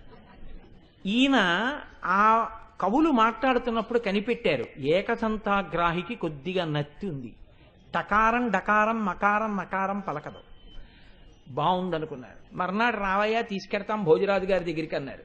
తీసుకెళ్లారు భోజరాజు గారి దగ్గరికి, తీసుకెళ్లి కూర్చోపెట్టారు. ఈయన ఒక కవిటండి మీకు ఏదో శ్లోకం చెప్తాట అన్నారు. ఏది చెప్పమన్నారు భోజరాజు గారు. ఏకసంతాగ్రాహి తిరిగి చెప్పే అవకాశం లేని పద్యం చెప్పాలి. అటువంటి శ్లోకం చెప్తే నత్యున్నవాడు మళ్ళీ పలకలేడు. కాబట్టి ఇప్పుడు కాళిదాసు గారు అన్నారు, షజ్జామజ్జకరాజ్య వీజ్య వసుధాజ్జాలాంశ్చ మజ్జాకిరే జిట్యేట్కిక్కి ధరే ధరే ఖణఖణా ఖజ్జూర విడ్రభ్రమ లుఢ్రం లుఢ్భ్రమ లుఢ్ర లుఢ్ర యుధపాడ్గడ్గడ్గడ్షడ్గస్తథా పాదౌటేటి పటేటిటేటిటు రసత్ప్రఖ్యాతి సత్యాదయ అన్నారు. అందులో ప్రారంభమే జకారం.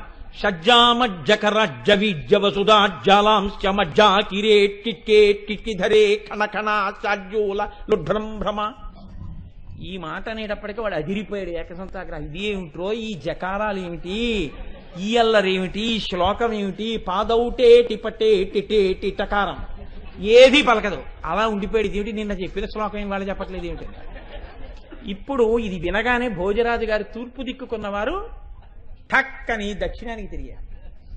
ఇలాంటివి ఇంకొక 3 శ్లోకాలు చెప్పారు. 3 దిక్కులు తిరిగి 4 దిక్కుల రాజ్యం నీకు ధారపోసేస్తున్నానన్నారు. ఇప్పుడు ఆయన తన ప్రజ్ఞ చెప్పాడు. మహారాజశ్రీమన్ జగతి యశసా తే ధవళితే పయఃపారావారం పరమ పురుషోయం మృగజతే కపర్దీ కైలాసం కరివరమ భౌమం కులిశభృత్ కళానాథం రాహు కమల భవనో హంసమధునా అన్నారు. మహారాజా, మీ కీర్తి ఎంత తెల్లగా ప్రకాశిస్తోందో తెలుసా? మీ కీర్తి విపరీతమైన చల్లతనంతో ప్రకాశించేయడం వల్ల బ్రహ్మగారికి తన హంసవాహనం కనపడ్డం మానేసింది, వెతుక్కుంటున్నాడు, తెలుపులో కలిసిపోయింది. శ్రీ మహావిష్ణువు పడుకుందామంటే పాలసముద్రం కనబట్టలేదు, వెతుక్కుంటున్నాడు.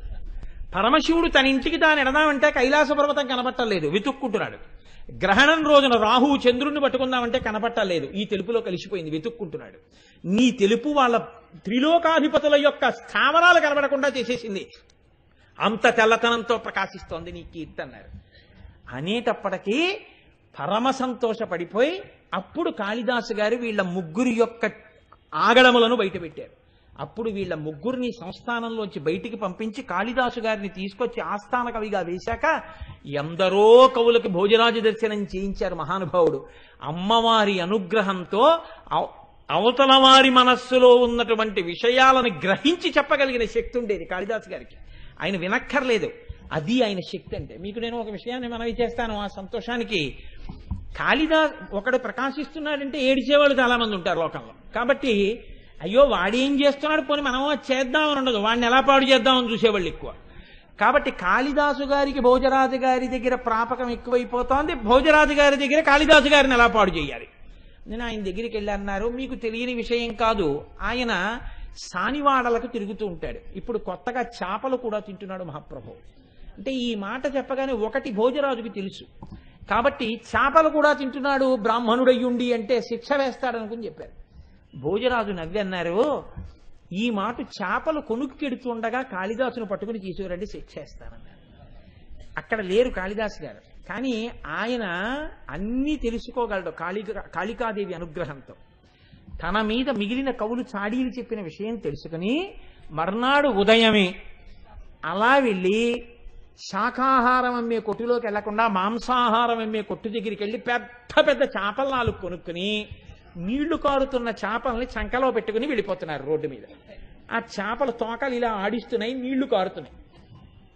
ఆయన్ని పట్టుకుని ఈ మిగిలిన కవులు భోజరాజు గారి యొక్క సమక్షానికి తీసుకెళ్లారు. మహాప్రభువో తప్పు చేస్తుండగా పట్టరమన్నారు, చేపలు పట్టుకెడుతుండగా తీసుకొచ్చాం, అదిగో చంకలో చేపలు అన్నారు. తెలియని వాడిలా భోజరాజు అన్నారు, కక్షేకిం తవ, చంకలో ఏం పెట్టుకొచ్చావు కాళిదాసు అన్నారు. అంటే ఆయన అన్నాడు, పుస్తకం పట్టుకొచ్చాను. ఓహో, పుస్తకం పట్టుకొచ్చావా? కిముదకం, అందులోంచి నీళ్లు కారుతున్నాయే ఏమిటి అన్నారు. కావ్యార్థసారోదకం, అది ఆ పుస్తకం కావ్యం యొక్క సారం అలా కారుతోందన్నారు. ఓహో, అంత గొప్పదే. గంధం కిం, మంచి వాసన కూడా వస్తుంది, ఏమిటా వాసన అంటే ఆయన అన్నారు, ఘనరామ రావణ మహాసంగ్రామ రంగోద్భవ, రామరావణ సంగ్రామం అయినప్పుడు అక్కడ ఉన్న ధూళి పైకి లేచిందయా వాసన మహారాజాది అన్నారు. ఓహో, పుచ్చక్కిం, మరి ఏదో తోక కనపడుతోందే వెనక్కి, అదేమిటన్నారు. ఘనతాళ పత్ర లిఖితం, చాలా పెద్ద తాటాకు గ్రంథం ఇది, అందుకని తోక కనపడుతోంది నీకన్నారు. ఓహో, కిం పుస్తకం హే కవే, ఏం పుస్తకమో అది అంటే రాజన్ భూసుర దైవతైశ్చ పఠితం రామాయణం పుస్తకం, రాజులు బ్రాహ్మణులు అందరూ చదివేటటువంటి పుస్తకం లోకంలో ఏదో ఆ రామాయణం నా చంకలో ఉందన్నారు. అలాగా, ఇలా ఇయ్యి అన్నారు భోజరాజు గారు. ఇలా తీసి అక్కడ పెట్టాడు, అది రామాయణ గ్రంథంగా మారిపోయింది. సాడీలు చెప్పినటువంటి వాళ్ళ కళ్ళు బైర్లు కమ్మాయి, అది కాళిదాసు గారంటే. అందుకే ఇప్పటికీ మహాపురుషులు కూడా కాళిదాసు గారి మేఘ సందేశం, కాళిదాసు గారి అభిజ్ఞాన శాకుంతలం, కాళిదాసు గారి రఘువంశం, మల్లినాథ సూరంతటి వాడు రఘువంశానికి వ్యాఖ్యానం రాసుకున్నారు. కాబట్టి ఆ మహాపురుషుడు చెప్పినటువంటి మాటల్ని ఇప్పటికీ కూడా అన్వయం చేస్తారు. చంద్రశేఖర పరమాచార్య స్వామి వంటి మహాపురుషుడు కూడా కాళిదాసు గారు చెప్పినటువంటి విషయాల్ని ఎన్నింటినో తన అనుగ్రహ భాషణాల్లోకి అన్వయం చేసేవారు. అంతటి మహాకవి అయి ప్రకాశించారంటే ఆయన నోటి వెంట వచ్చినది సత్యమైపోయేది. ఆఖరణ అదే భోజరాజు గారి మరణానికి కారణమైంది, మళ్ళీ భోజరాజు గారిని పుట్టించడానికి కారణమైంది, ఆఖరికి ఇద్దరు చంపూరామాయణం విని తరించడానికి కారణమైంది.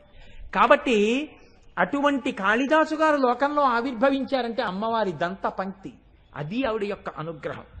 ఇది కేవలం సాహిత్యమునకే పరిమితం అవుతుందని మీరు అనుకుంటున్నారేమో, అమ్మవారి అనుగ్రహంతో అటువంటి మహాపురుషులు సంగీతమునందు ఆవిర్భవించారు. సంగీతం నేర్చుకుంటున్నాం, సంగీతానికి ట్రయో అంటుంటారు.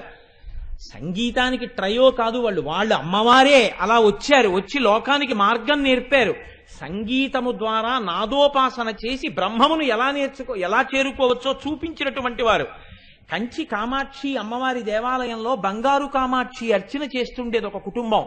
మహమ్మదీయులు దండయాత్ర చేస్తున్నారని అక్కడి నుంచి బయలుదేరి తిరువారూరు వెళ్ళిపోయారు వాళ్ళు. తిరువారూరు వెళ్ళిపోయినప్పుడు ఆ తిరువారూరులో త్యాగరాజస్వామి వారి కోవెల అంటే పరమశివుడి యొక్క దేవాలయం.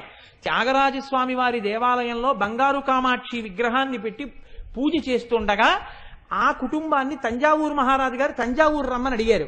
ఆ తంజావూరు వెళ్ళిపోయి అక్కడ ఉన్నటువంటి దేవాలయంలో ముఖమంటపంలో బంగారు కామాక్షిని పెట్టి పూజలు చేశారు. అమ్మవారిని రక్షించుకోవడానికి ఆ కుటుంబం పడినటువంటి పాట్లు చూస్తోంది అమ్మవారు. మీకు ఎంత భక్తిరా నేనంటే అనుకుంది. ఆ అమ్మవారే ఆ కుటుంబంలో వెంకటాద్రి అయ్యర్ అనేటటువంటి ఒక తండ్రి కడుపున బోధాయన సూత్రుడైనటువంటి కుటుంబంలో విశ్వనాథ శాస్త్రి అనబడేటటువంటి ఒక కొడుకు పుట్టాడు. ఈ విశ్వనాథ శాస్త్రి గారికి ఒక భార్య ఉండేది, ఆవిడ పేరు సుబ్బమ్మ గారు. ఈ విశ్వనాథ శాస్త్రి గారి భార్య ఆ తంజావూరులో ఉన్న రోజుల్లో ఒక ఆశ్చర్యం జరిగింది. పక్క వీధిలో ఆఖరి శనివారం నాడు ఒక బ్రాహ్మణుడి ఇంట్లో ప్రతిసారి కూడా వెంకటేశ్వర ఉత్సవం చేసేవారు. ఒకసారి ఈవిడ కూడా భోజనానికి వెళ్ళారు. అక్కడ ఒక వ్యక్తి పూనకం వచ్చి ఊగిపోతూ విశ్వనాథ శాస్త్రి భార్య ఏది అని అడిగారు. అడిగితే ఆవిడ ఎదురుగుండా వచ్చి నమస్కారం పెట్టారు. ఖచ్చితంగా 10 నెలల తర్వాత కృత్తికా నక్షత్రంలో నీ కడుపున పుట్టబోతోంది అమ్మవారు. అమ్మవారే నీ కడుపున పుడుతోంది, నీ కడుపున పడుతోంది, 100 మంది బ్రాహ్మణులకు అన్నం పెట్టన్నారు. ఇంత పేదరాల్ని నేనేం పెడతానంది ఆవిడ. కనీసం 25 మందికి పెట్టన్నారు, పెడతానంది. అంతే, ఆయన ఉపశాంతి పొందాడు. ఖచ్చితంగా 10 నెలలు దాటిన తర్వాత ఆవిడ కడుపున ఒక పిల్లవాడు పుట్టాడు.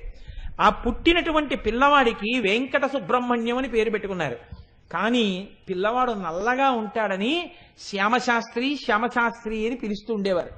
ఈ శ్యామశాస్త్రి గారు పుట్టుకతోటే అమ్మవారి యొక్క అంశ కలిగినటువంటి వారు. మేనమామ గారు కొద్దిగా సంగీతం నేర్పారు.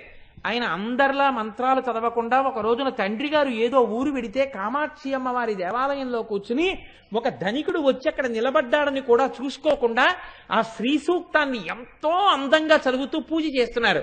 అది చూసినటువంటి ఆ జమీందార్ పరవశించిపోయి శ్యామశాస్త్రి గారు బయటికి వచ్చి పాదుకలు ఇస్తుంటే, ఏమి చదివావురా కుర్రాడా అని చెప్పి పెద్ద శాలువా ఒకటి తీసి ఆయనకి కప్పాడు. ఇది వెళ్ళి మేనమామ గారికి చెప్తే మేనమామ గారు ఆగ్రహించి ఈ పిల్లవాడి సంగీతం పుస్తకాలన్నీ చెప్పేశారు. అమ్మ, నువ్వేం బెంగ పెట్టుకోకురా, నీకు అమ్మవారి అనుగ్రహం కలుగుతుంది అంది. ఆ ఊరు చాతుర్మాస్య దీక్ష తీయడానికి సంగీత శాస్త్రి గారు అనబడేటటువంటి పేరు కలిగినటువంటి ఒక మహానుభావుడు ఆ ఊరొచ్చారు. ఆ సంగీత స్వాముల వారు 3 సంవత్సరముల పాటు ఆ ఊళ్ళో ఉండి ప్రతిరోజు అసలు సంధ్య వేళలో శివాలయంలో నర్తన సేవ చేసేవారు. ఆయన శ్యామశాస్త్రి గారికి సంగీతం నేర్పారు. ఆ సంగీతంలో నేర్పినది 3 ఏళ్లు. కానీ ఎంతటి సంగీత శాస్త్రజ్ఞుడు చేరనటువంటి స్థితికి చేరిపోయారు. చేరిపోతే పచ్చిమిరియం ఆది అప్పయ్య గారు అనేటటువంటి మహారాజు గారి ఆస్థానంలో ఉన్నటువంటి సంగీత విద్వాంసుడు శ్యామశాస్త్రి గారి కీర్తనలు విని ముచ్చటపడి ఆయనకి సంగీతం నేర్పేవారు. చిత్రం ఏమిటంటే, గురువుగారు శిష్యుడు కూర్చున్నప్పుడు గురువు గారి దగ్గర కూర్చుని శిష్యుడు తాంబూల చర్వణం చేస్తుండేవాడు. శ్యామశాస్త్రి గారు తాంబూలం నవ్విరేవారు. గురువు గారి దగ్గర తాంబూలం నవలకూడదు. నములుతుంటే గురువుగారు అనేవారు, ఆయన్ని ఎప్పుడు శ్యామశాస్త్రి అని పిలిచేవారు కాదు, ఒరే కామాక్షి కామాక్షి అని పిలిచేవారు. కామాక్షి నువ్వు అలా తాంబూల చర్వణం చేస్తూనే పాడనేవారు. ఆయన తాంబూల చర్వణం చేస్తూ పాట పాడేవారు. శ్యామశాస్త్రి గారు బహుస్ఫురద్రూపి, 6 అడుగుల ఎత్తు మనిషి, పెద్ద అంచుపంచ కట్టుకుని ఉత్తరీయం వేసుకుని వారు రాజవీధుల్లో వెడుతుంటే సంగీత సామ్రాట్టులు వస్తున్నారనేవారట.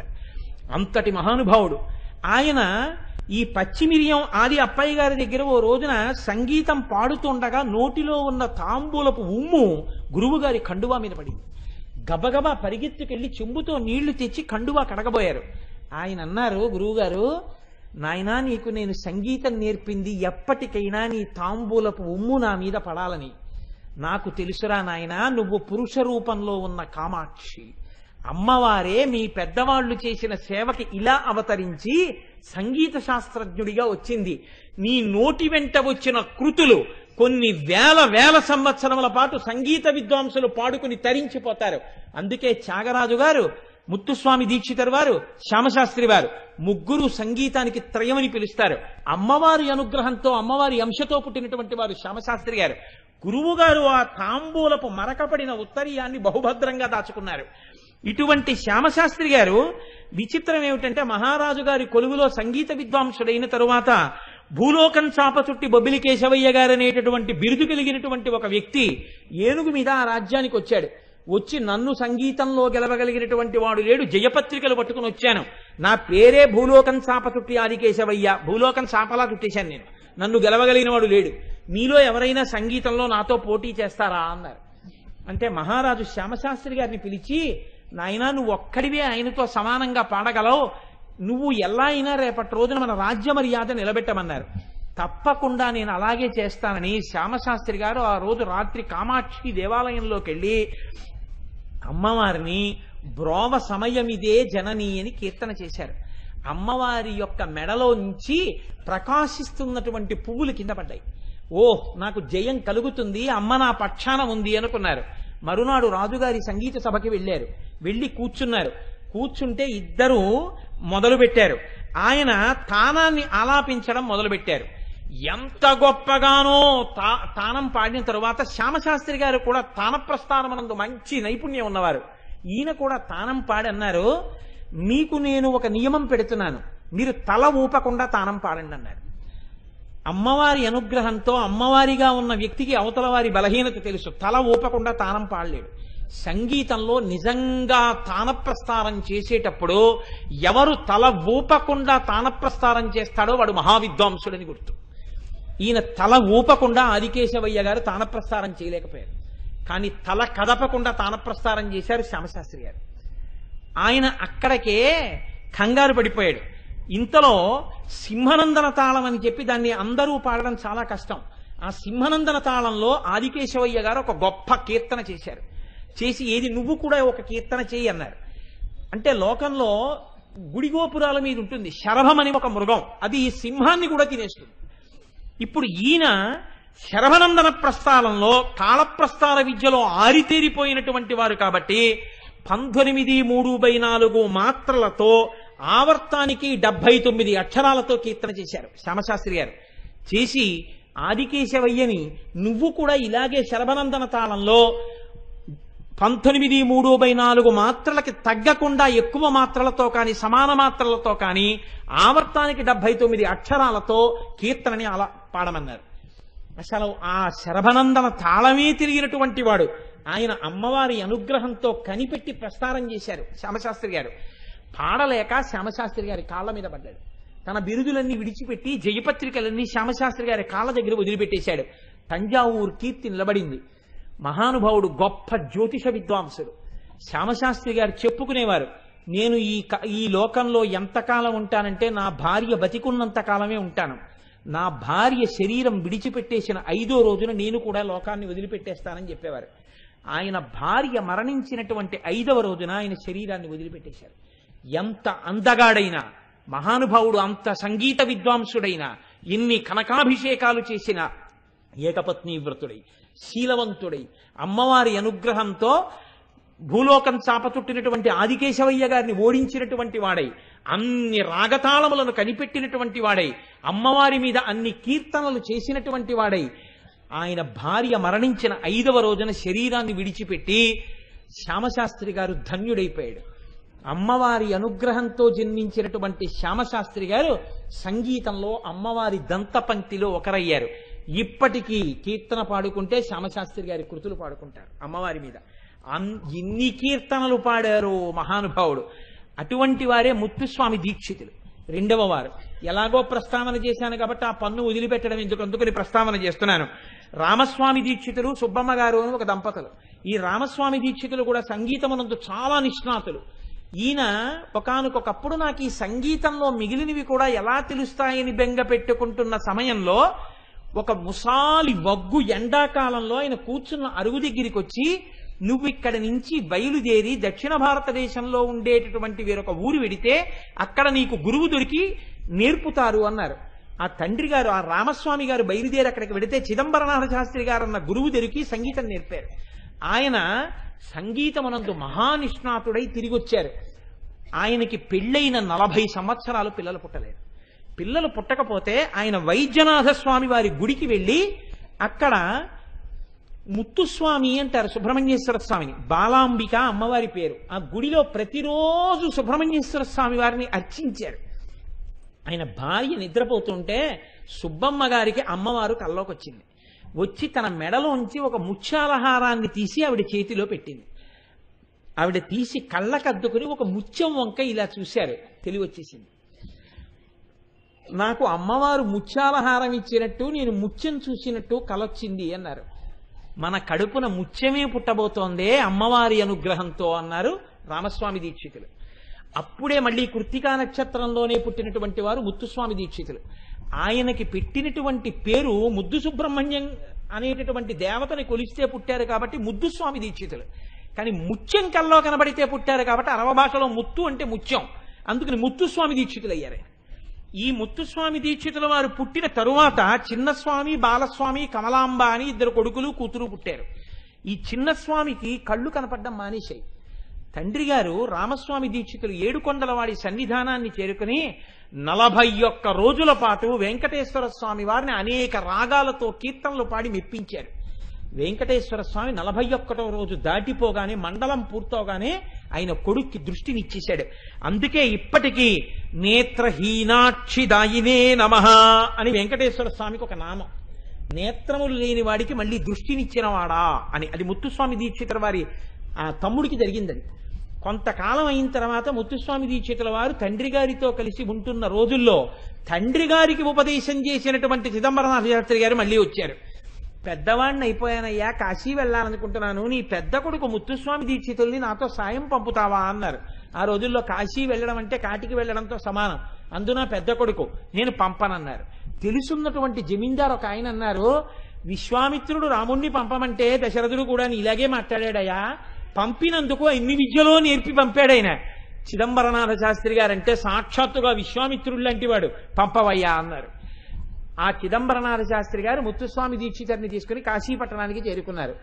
5 సంవత్సరములు రోజు గంగా స్నానం, కాశీ విశ్వేశ్వరుడి దర్శనం, గురుపాద సేవ. సంగీత శాస్త్రంలో ఎన్ని విషయాలున్నాయో అన్నీ నేర్పేశారు ముత్తుస్వామి దీక్షితుడికి. ఒకానొక రోజున పిలిచి అన్నారు, నీకు నీ తల్లిదండ్రుల దగ్గరికి వెళ్ళిపోవాలని లేదా అని అడిగారు. లేదు, నాకు ఇలా గురు శుశ్రూషలో, గంగా స్నానంలో, అన్నపూర్ణమ్మ చేతి అన్నంలో, విశ్వనాథుడి సేవలో ధరించిపోవాలనుంది అన్నారు. నువ్వు అలా అనకూడదు నాన్న, నువ్వు నీ తల్లిదండ్రుల దగ్గరికి వెళ్ళిపోవాలి. గురువుగారు మీరు అన్నారు. ఆయన నవ్వి అన్నారు, నా కాలం అయిపోయింది, నేను ఈ గంగలో కలిసిపోతున్నాను అన్నారు. అంత మాట అనవద్దు అన్నారు ముత్తుస్వామి దీక్షితర్. ఇద్దరూ కలిసి గంగా స్నానానికి వెళ్ళారు. రోజు గురువుగారు ముందు దిగేవారు. గురువుగారు ఒడ్డున నిలబడి అన్నారు, దీక్షితర్ ముందు నువ్వు నదిలోకి దిగి రోజు మనం ఎక్కడ స్నానం చేస్తున్నామో అక్కడి వరకు కాకుండా ఇంకొంచెం ముందుకెళ్ళు అన్నారు. ముత్తుస్వామి దీక్షితర్ వారు ముందుకెళ్ళారు. ముందుకెళ్ళి నా కాళ్ళకి ఏదో తగిలింది అన్నారు. ఏది తగిలిందో అది చేతులతో పైకెత్తు అన్నారు. ఆయన వంగి చేతులతో పైకెత్తారు. గంగానది ఆయనకి కటాక్షించిన ప్రసాదం ఒక వీణ దొరికింది ముత్తుస్వామి దీక్షితర్కి.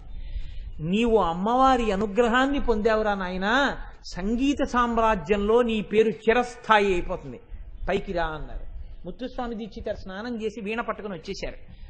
చిదంబరనాథ శాస్త్రి గారు గంగలోకి వెళ్లి 3వ మునక వేశారు. ఇక పైకి రాలేదు.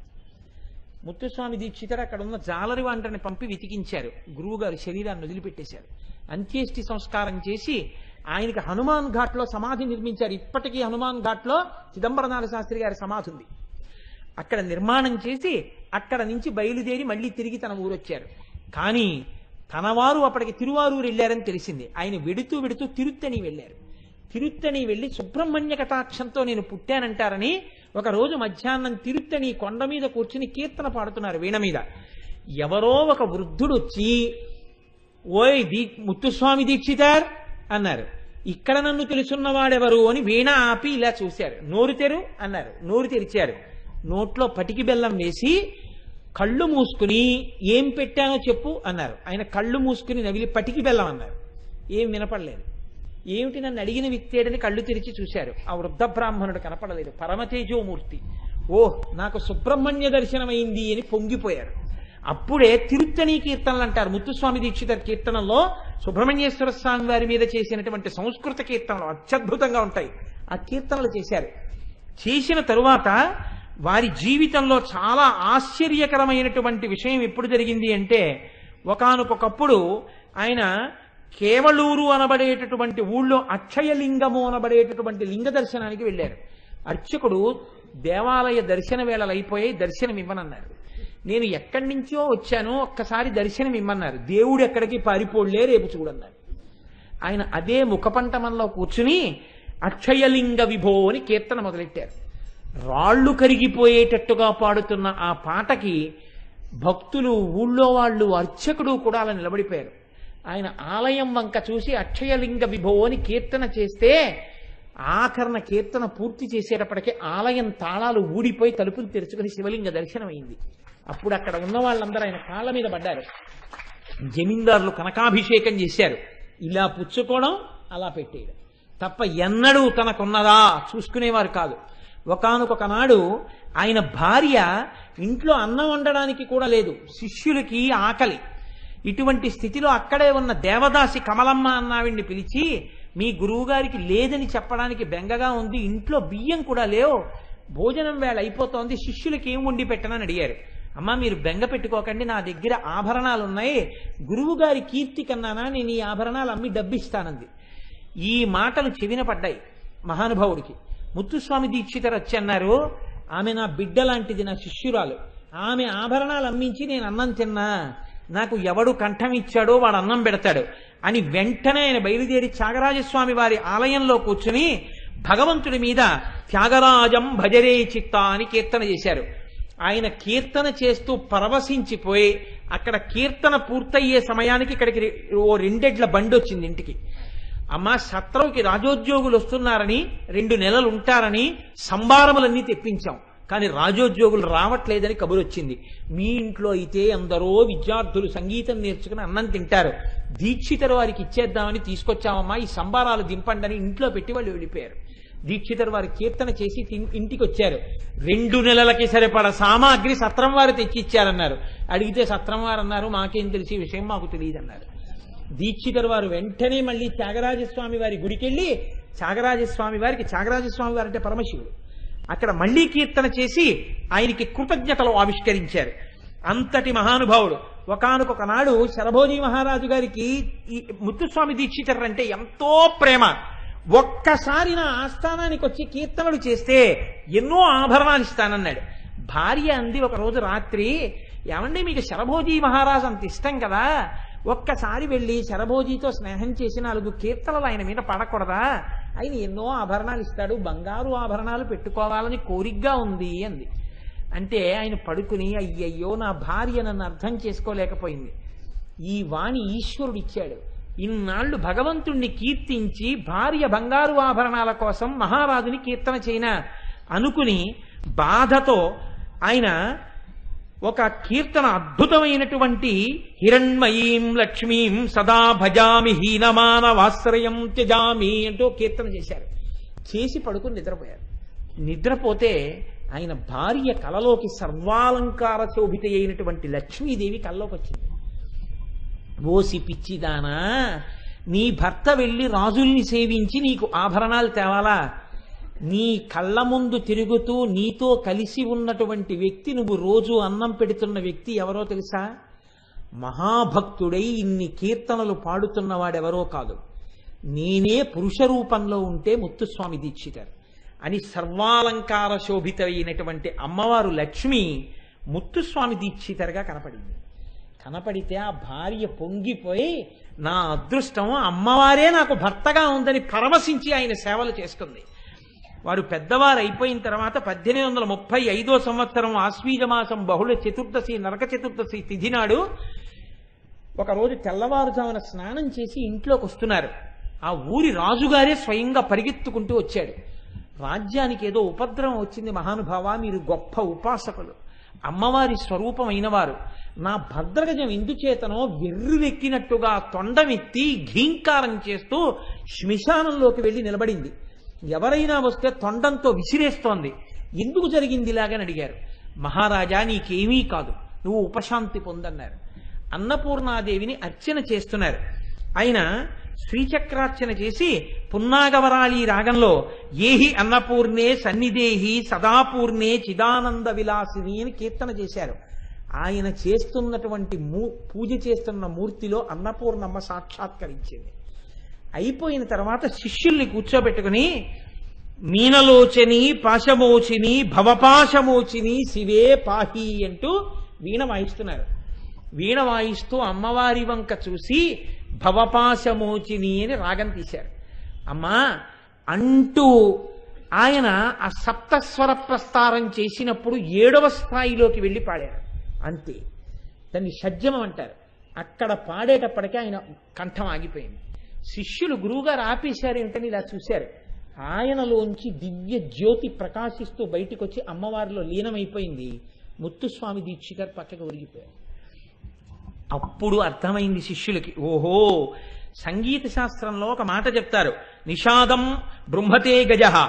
7 స్వరాలలో పై స్థాయిలో 7వ స్థాయిలో కానీ పాడితే ఆ 7 స్వరాలలో 7వ స్వరాన్ని దాన్ని పిలిచేటప్పుడు ఆ నిషాదము అని పిలుస్తారు.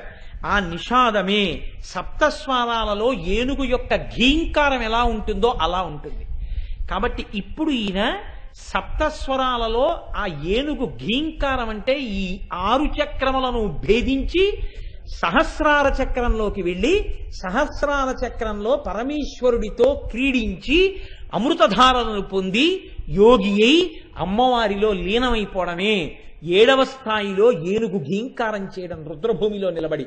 అంటే ఒక యోగి శరీరాన్ని వదిలిపెట్టేస్తున్నాడు ఈ రాజ్యంలో అని ఏనుగు సంకేతించింది. అందుకని రాజా నువ్వు బెంగ పెట్టుకోక్కర్లేదని మన గురువు గారు చెప్పి ఆయనే తన శరీరాన్ని విడిచిపెట్టి ఆ నాదోపాసనలో 7వ స్థాయిలో 7 స్వరాల్లో 7వ స్వరాన్ని పలుకుతూ ఆ స్థాయిలో పలికినటువంటి స్థితిలో ఆ నిషాదాన్ని పలుకుతూ ఏనుగు ఘీంకారాన్ని చూపిస్తూ ఆయన అమ్మవారిలో ఐక్యమైపోయారు. మహానుభావుడు యోగ విరాట్ అని చెప్పి ఆ రోజున ముత్తుస్వామి దీక్షితారు శిష్యులందరూ పొంగిపోయారు. మా గురువుగారంటే గురువుగారని.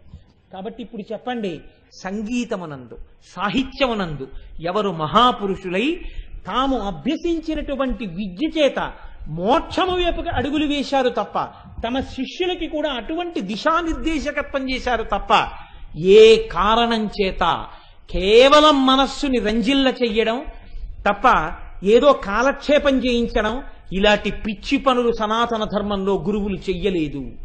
ఎప్పుడైనా చేస్తే వాళ్ళు నమ్ముకున్న విద్యతో, అది సంగీతం కావచ్చు, నాదోపాసనతో, రాగ తాళ ప్రస్థానములను తీసి మోక్షం వైపుకు వెళ్ళిన వాడెవడో వాడు సంగీత విద్వాంసుడు. అంతేకాని మైకు పట్టుకుని గోదావరి గట్టుంది, గట్టు మీద చెట్టుంది పాడిన వాళ్ళందరూ సంగీత విద్వాంసులు కారు. అటువంటి సంగీతం మనని తరింప చెయ్యలేదు. తాను తరించడు, మనని తరింప చెయ్యలేడు. ఎవడు అటువంటి స్వరప్రస్థానంలో నాదోపాసన చేస్తాడో వాడు తాను తరిస్తాడు. అటువంటి కచేరీ విన్నవాడు కూడా తరించిపోతాడు. అటువంటి మహాపురుషులు సంగీతమునందు అమ్మవారి దంతపంక్తిలోకి వచ్చి కూర్చున్నారు. వారు ఆ అక్షరములనే ఉపాసన చేసి అక్షర స్థితిని పొందారు. మనకి ఆ కీర్తనలను విడిచిపెట్టి ఈ కీర్తనలను పాడుకుని మీరు కూడా స్థితిని పొందండి అని మనకి మార్గనిర్దేశకత్వం చేశారు. ఆ అమ్మవారి దంతపంక్తియే ఒక చంద్రశేఖరులు, ఒక చంద్రశేఖర భారతి, ఒక రామకృష్ణ పరమహంస, ఒక త్యాగరాజు, ఒక ముత్తుస్వామి దీక్షితర్, ఒక శ్యామశాస్త్రి, ఇంతమంది మహాపురుషులు. కాబట్టి ఇవాళ అమ్మవారి యొక్క దంతపంక్తి గురించి చెప్పుకుని శుద్ధ విద్యాంకురాకార ద్విజపంక్తి ద్వయోజ్వల అన్న నామాన్ని అన్నంత మాత్రం చేత ఆ మహాపురుషులందరూ అమ్మవారి దంతపంక్తిగా కూర్చుని అమ్మా మమ్మల్ని అనుగ్రహించడానికి ఈ దంతములను ద్విజులను మాకిచ్చావమ్మా అని మనమందరం ఆ తల్లి దంతములకు నమస్కరించవలసినటువంటి పరమ పవిత్రమైనటువంటి రోజు. అందున త్రయోదశితో కూడినటువంటి అసుర సంధ్య వేళలో ఇంత గొప్ప నామాన్ని ఆ తల్లి పరాశక్తి చెప్పించి మన్ని కృప చేసింది.